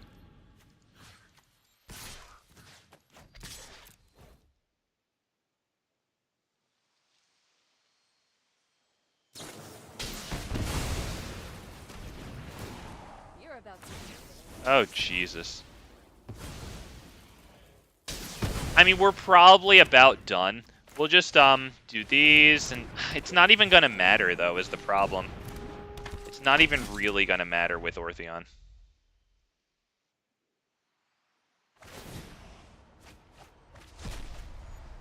Right, like, what can we get? I think we're running Floated Contaminator. We might be good, but yeah, this guy has, all the value here. He's running, like, a... similar to Arcane Bombardment. Dude got really nice with the straight up, like, 2 Invoke Despairs right at the beginning. And if I go into Unranked to try to get away from this, guess what? It's the exact same stuff, except harder. Goodness gracious. All right, man. Wow. Unforgiving today, but it, you know, it is probably the hardest the competition's ever going to be, right? Because we're at the end of the month, so obviously everybody's trying to last minute get their rank, as playing as hard as they can. Their best decks, you know, so I get it. Do we keep... No, we can't keep that one, right? Yeah, we can keep this one. What do we get rid of, though, man? Probably Tribute. Sad as it is to see it go. I mean, we could keep it. But what do I get rid of, then? Silverback Elder? Because Silverback Elder is the only thing in the hand that actually draws me off of that. Fable's good, but maybe it has to go here. Damn it. I wanted all those cards.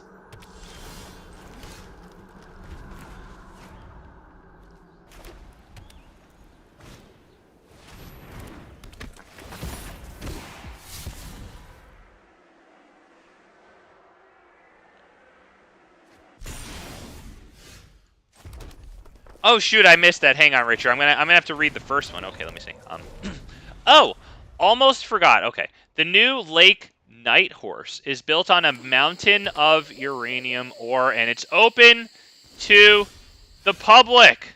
Hey, sounds like a great day out with the kids. Hell yeah, that's great. I mean, is it like weapons grade stuff that you're dealing with there? You know what I mean? Like, are you okay? Do we want tribute to the World Tree? I honestly do. Because it'll beef up the things from Fable of the Mirror Breaker, and then maybe they'll survive, like, red damage-based spells. I would assume this guy's going to try to get a Troxa into his graveyard, because I see a lot of colors here. Alright, so I think we can probably do Gala Greeters. Is it Silverback Elder, or is it Gala Greeters into Fable? Silverback Elder might be good, honestly. It'll draw us a card if it resolves. And they were going to sell the water to the Utes for drinking, but the Utes ain't... yeah, oh god. Oh, man. Alright, so we have an Atali. That's definitely good.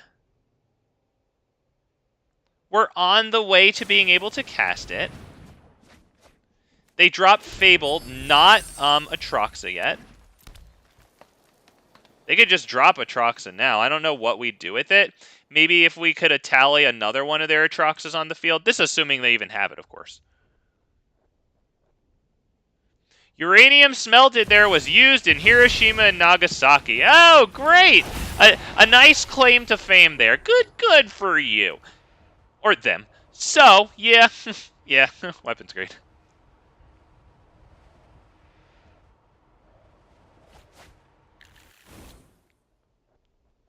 Okay, so I see Portal to Phyrexia.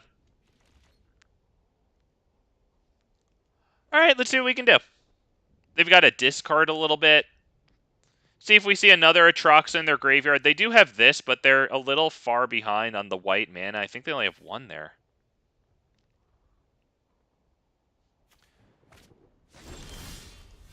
Yeah, that's a pretty good one to get rid of. And he doesn't want to depopulate his thing there. Fair enough. Gala Greeters into Armored Scrap Gorger is probably the play here. We will get lands.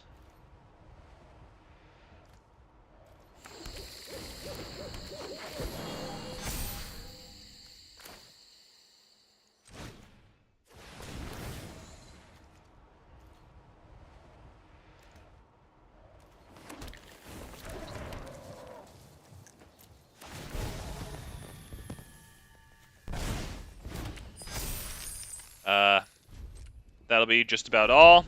I mean, we still have to sit here and take, like... I guess we can deal with 3 Atroxa hits, assuming they do absolutely nothing else. And we're still facing down their Portal to Phyrexia, but maybe, just maybe, we'll get their Portal to Phyrexia with a tally. Maybe, just maybe, man. And Atroxa would be good, too. Go ahead and trade with theirs. Titan of Industry wouldn't be terrible. Trades with Atroxa there with its reach. 7/7. Alright.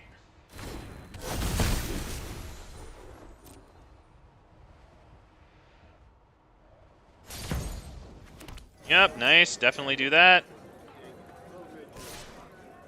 Okay, we'll just go ahead and take out of their graveyard really fast. Does it matter? I don't know if it matters. What does this let you do? Return target permanent card from grave to battlefield. Alright, we should probably get a... Do we get a tally down?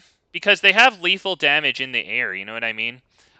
I would have to gain life with this thing. I guess we can do that. Yeah, let's just do it. We'll gain life with them. Life.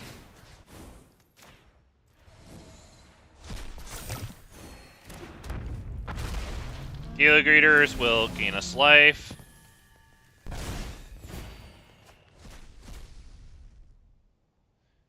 Beautiful. We get their Atroxa, we get our Vorinclex. More lands would be pretty cool, I think. And more lands would be pretty cool.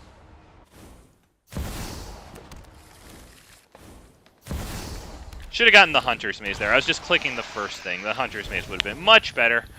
Counter. Pretty much fish any remaining forests out of the library here. Vorinclex has reach, and at 6/6 it will get the block on their 5/5 flyer. Oh, we're really getting the works with Gala Greeters here, man. Luca's good because it can deal a lot of damage to them. I like another Tribute. I like another Gala Greeters. I should get Ortheon here. Do I get anything else? Yeah, the freaking land. The Hunter's Maze, I guess. Fine. Yeah, submit 4.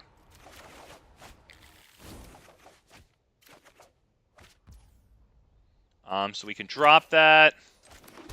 Do we drop another Tribute to the World Tree, or do we drop another Gwenna? Gwenna might not be terrible, honestly, because it can help us with a tally.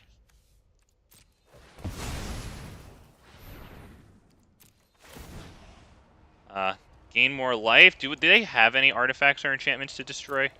We'll just gain life just in case. We have a lot of lands already. Jeez, I just took an Omnath turn. No attacks. Discard 3 cards. 1, 2, and probably 3. I guess.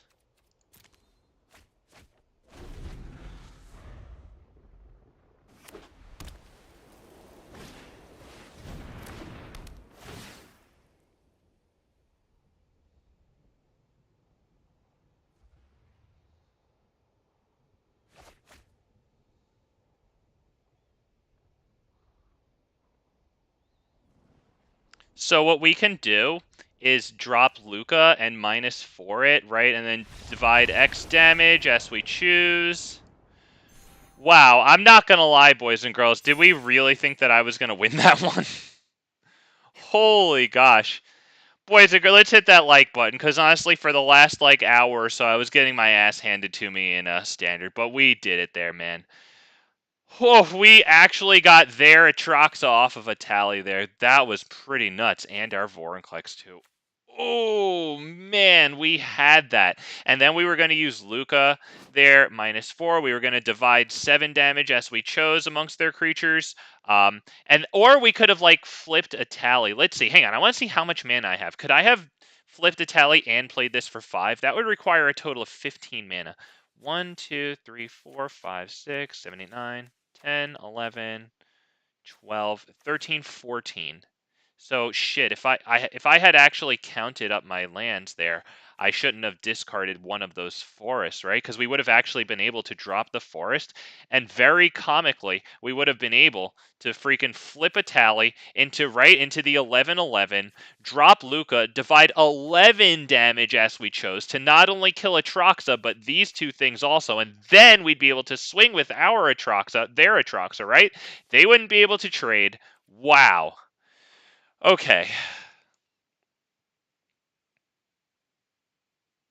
If you have 4 Titans of Industry, that's also phenomenal for this deck. Obviously, that's a timeless classic pretty much alongside Fable of the Mirror Breaker, but if you can drop freaking Ortheon and then manage to get 5 token copies of Titan of Industry, like, you could do ungodly things with that, man. Gain all the life, destroy all the artifacts and enchantments, beef somebody up with shield counters if you need to, and then at the end of it all, when you sacrifice all the token copies of Titan of Industry, you could still leave behind all those freaking Rhino tokens, man. I think we should take this. Definitely seen Zoidberg around, so what's up, Zoidberg? He's going first with red, so that's how this game is going for us. He's got the best card in Magic the Gathering as his sleeves. Best card. Hate it all you want, it's the best. He missed his land drop there. I'm sure he has a kill for Gala Greeters, but if he doesn't, we can bring in Gwenna and gain life.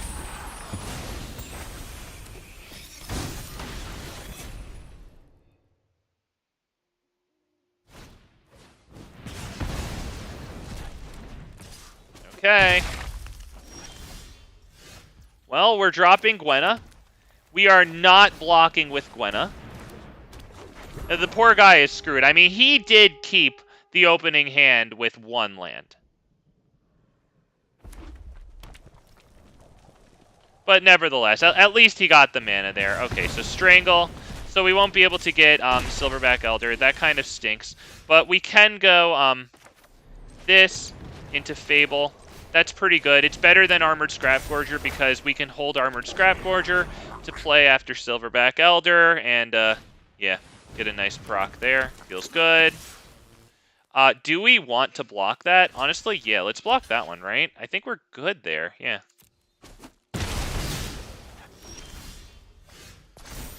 I didn't think it was a good idea to do that to Feldon. Do we want to discard any of these? Honestly, no. Maybe I could have discarded a land there, honestly. Yeah, I know. We can't kill Feldon with destroy target artifact or enchantment there.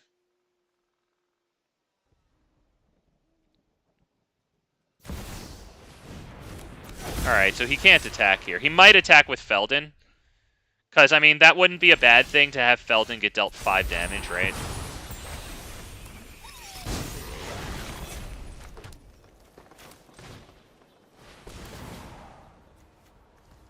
Screw it. I think we're pretty good at 11 here. So, no attacks. Pass turn. Because we're bringing Titan down next turn, and then we're going to copy it. Like, they're going to concede. Like, that's horrible. If he Desperation attacks, he concedes immediately afterwards.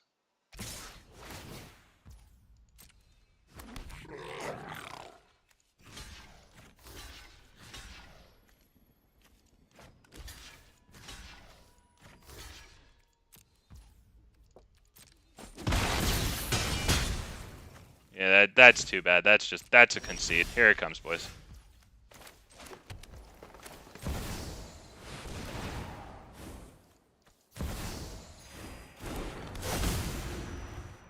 That would be the Rhino token and that. Yeah. Actually, no. I should have gained the life. I just wanted to do it as fast as I could so that he wouldn't concede, which obviously he did. Yeah, it should have been the life. Whatever. I knew that already. We were gonna do that with the copy we were gonna make there. That was just gonna be brutal and disgusting. Poor guy. I mean, he sat there with 1 land, but once again, he did keep the 1 land hand. I don't blame him though. I mean, he was going first. He's playing red aggro, so he kind of needs as many cards in hand because the deck runs out of steam. Plays its cards as fast as it can, you know, so.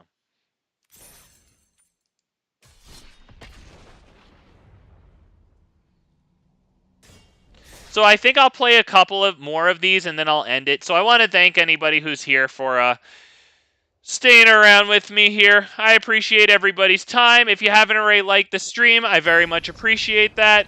You guys have been really killing it with the likes. It's really helping out, you guys. It's translating into more views. It's translating into me getting, like, you know, not just like the stream isn't just doing good on that day, but it then like continues to do pretty well for like a little longer, it seems. Then sometimes it gets like some more random views, like, you know, a couple weeks to like a month or whatever later. So it's really making all the difference. So thank you so much. You know, like, there's a reason that all your YouTubers are constantly asking you to like the stream. It just makes an outsized amount of difference.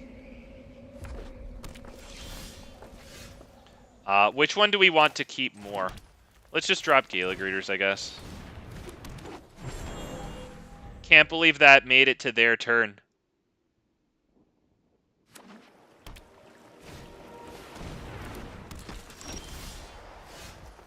Alright, probably Fable, I think, right?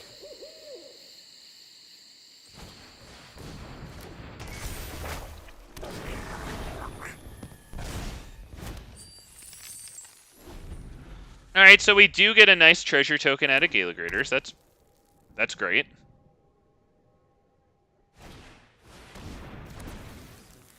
They stole that? Do they get it forever? Wow, that's pretty nuts. They get a lot of treasures there. Well, they get 2, which is a lot.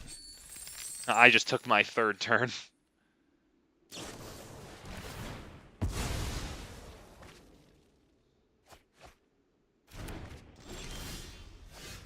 Alright, that's good.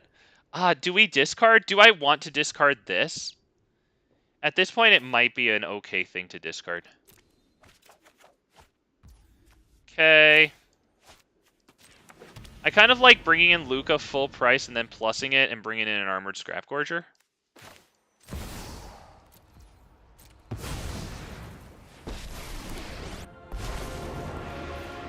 Run and die. Our bone is perfect. Why don't we put the counter on it? No attacks. Now I have 2 capable blockers.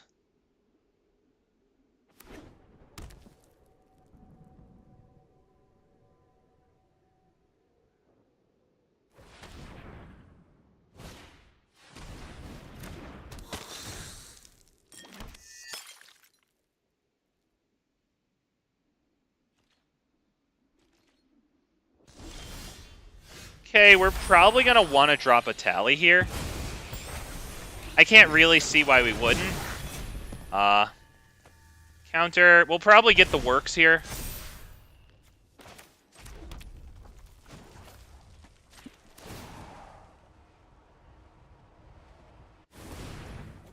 I need more weapons. Alright, beautiful. It hits the field. Treasure. We got another Atali. Here we go. We'll take that from them, I guess. Whatever. Maybe we can sacrifice treasure tokens to it if we really need to. Yep. We got the works with Gala Greeters. There we go.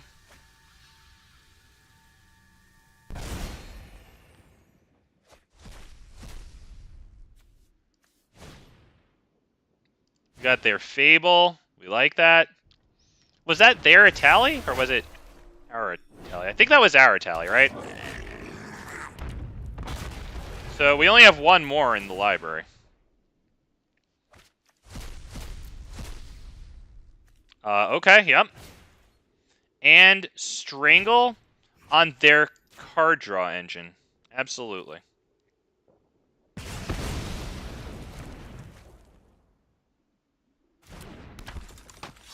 Okay.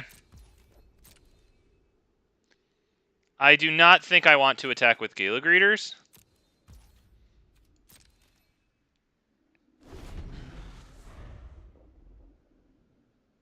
One, two, three, four, 5 lands. 6, 7, 8, 9 is enough to flip a tally. So they should kill it.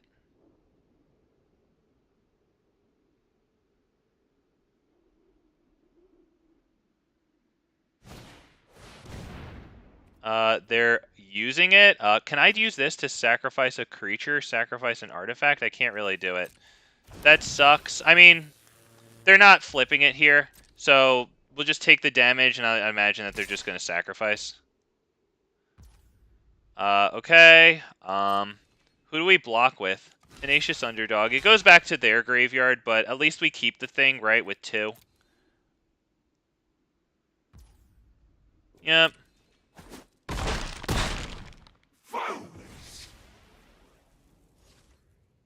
I would imagine Atali gets sacrificed here. Very unfortunate. Yep, resolve. We can still do, like, we can play Silverback Elder and then copy it and then play Armored Scrapgorger.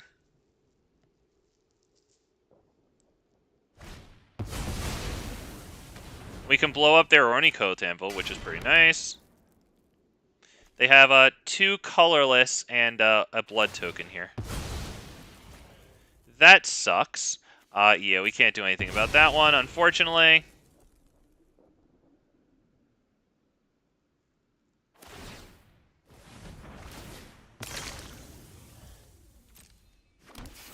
Alright, so it's just Silverback Elder, Armored Scrapgorger, and we'll destroy their anvil. Not terrible. Okay, that draws a card. Okay. Do I want to get rid of it, though, right now? Maybe, yeah. Let's see what we get. Tribute to the World Tree. There's something good.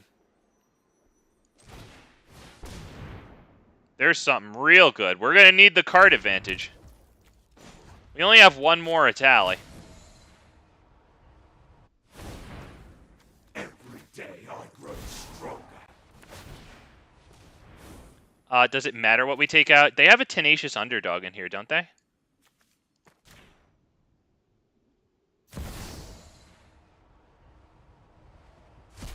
Yep, get rid of a card advantage machine. That's huge.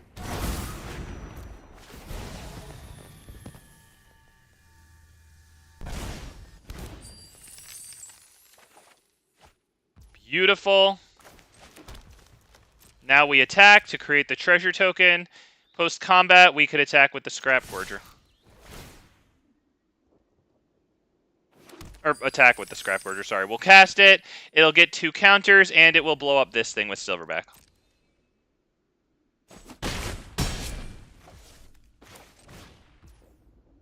Yes, do it.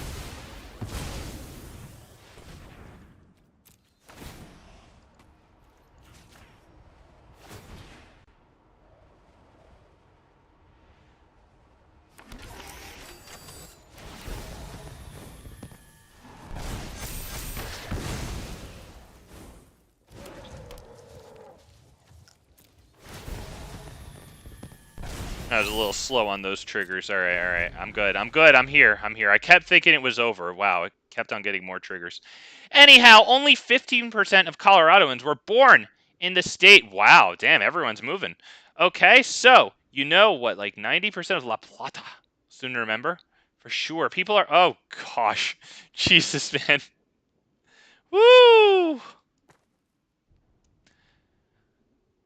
As I look around, it's kind of... Oh, man, they're taking freaking all my shit constantly, my dude. And if he can cast a creature spell here, he can blow up Tribute to the World Tree. That really sucks. Because we need that plus Luca to draw us cards. Hopefully they blow up Fable, though. Come on, blow up Fable. Blow up Fable. Come on, blow up Fable.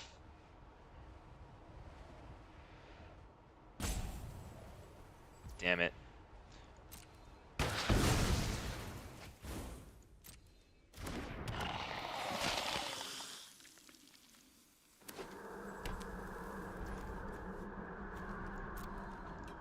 Yep, pass. Yep, we could just block, no problem. Block. Yep. Make that the blocker, and then we can use Oni Cult Anvil, right? It doesn't have trample, just some last check. Okay, just making sure.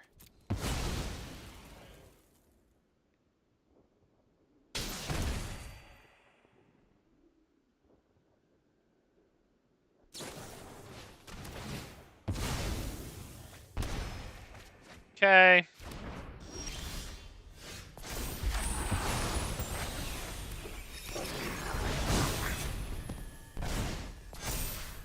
Okay, I think we could... Should we plus Luca to try to get it to a -4, or should we just start, like, making tokens, honestly? Probably should make tokens. You serve me now. We can attack with 1, 2...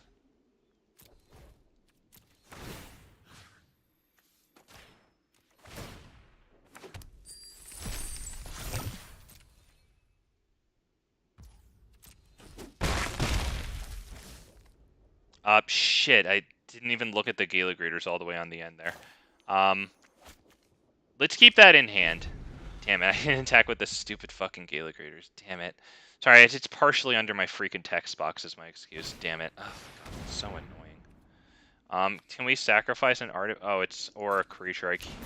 I keep thinking it's or a creature. No, it's just sacrifice an artifact. Jesus Christ, my dude. We have to block that. I think we just block with the, probably this. I mean, do we need to block with that? Honestly, that's a little good. Let's block with this. Go ahead and, do that. Just take anything out. That's fine.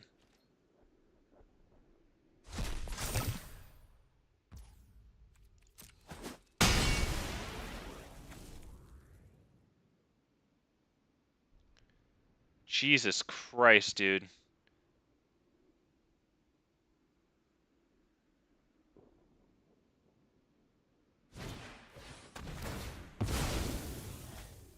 Good Lord. I mean, the good news is that at least we're swinging at him with some decent stuff here. We might as well do this, sacrifice an artifact. Right, and we get the... Do we get the creature? No. Guess I messed that one up. Alright, let's start by attacking, I guess, right? Attack with everything.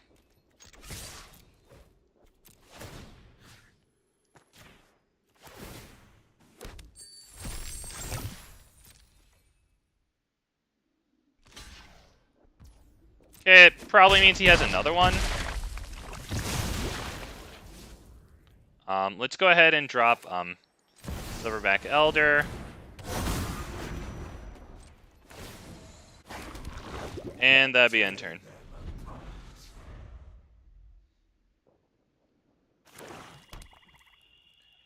You know what? I can sacrifice treasure tokens just to trigger this, right? No, to make the construct. So I can just sacrifice a treasure token each turn just to do that. That sounds pretty good.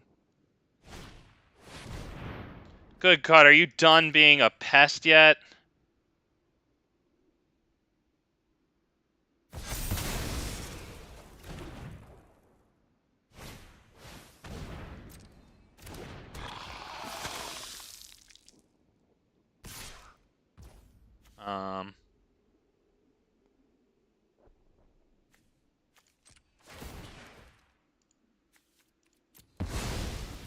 We'll just create the token right now, right? Isn't that what that did? Oh, during your turn. Oh, okay, fine.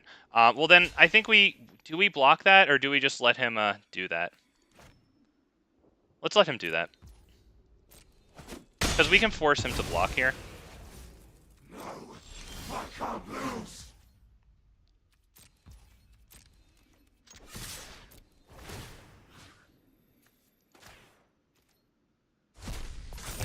I guess we don't force him to block. Do we? Yeah, that's a 5/5 now, right? Yeah. Alright.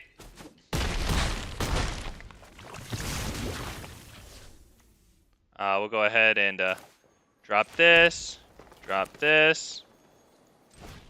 And now do the Oni Anvil thing the correct way here. Okay, I'm doing it. And now Gala Greeters is going to make us a treasure token.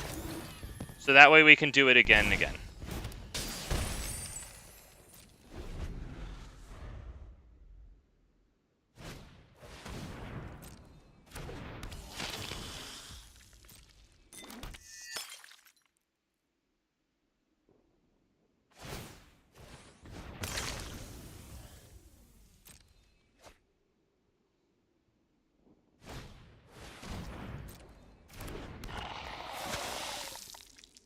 Alright, he's going to be gaining more life. That's nice and annoying. We should be able to get him here, though. Let's see. Not with you.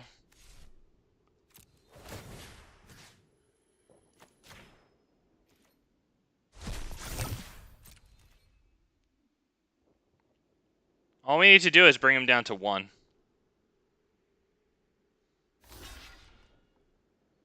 Should be kind of difficult because of Vivien here.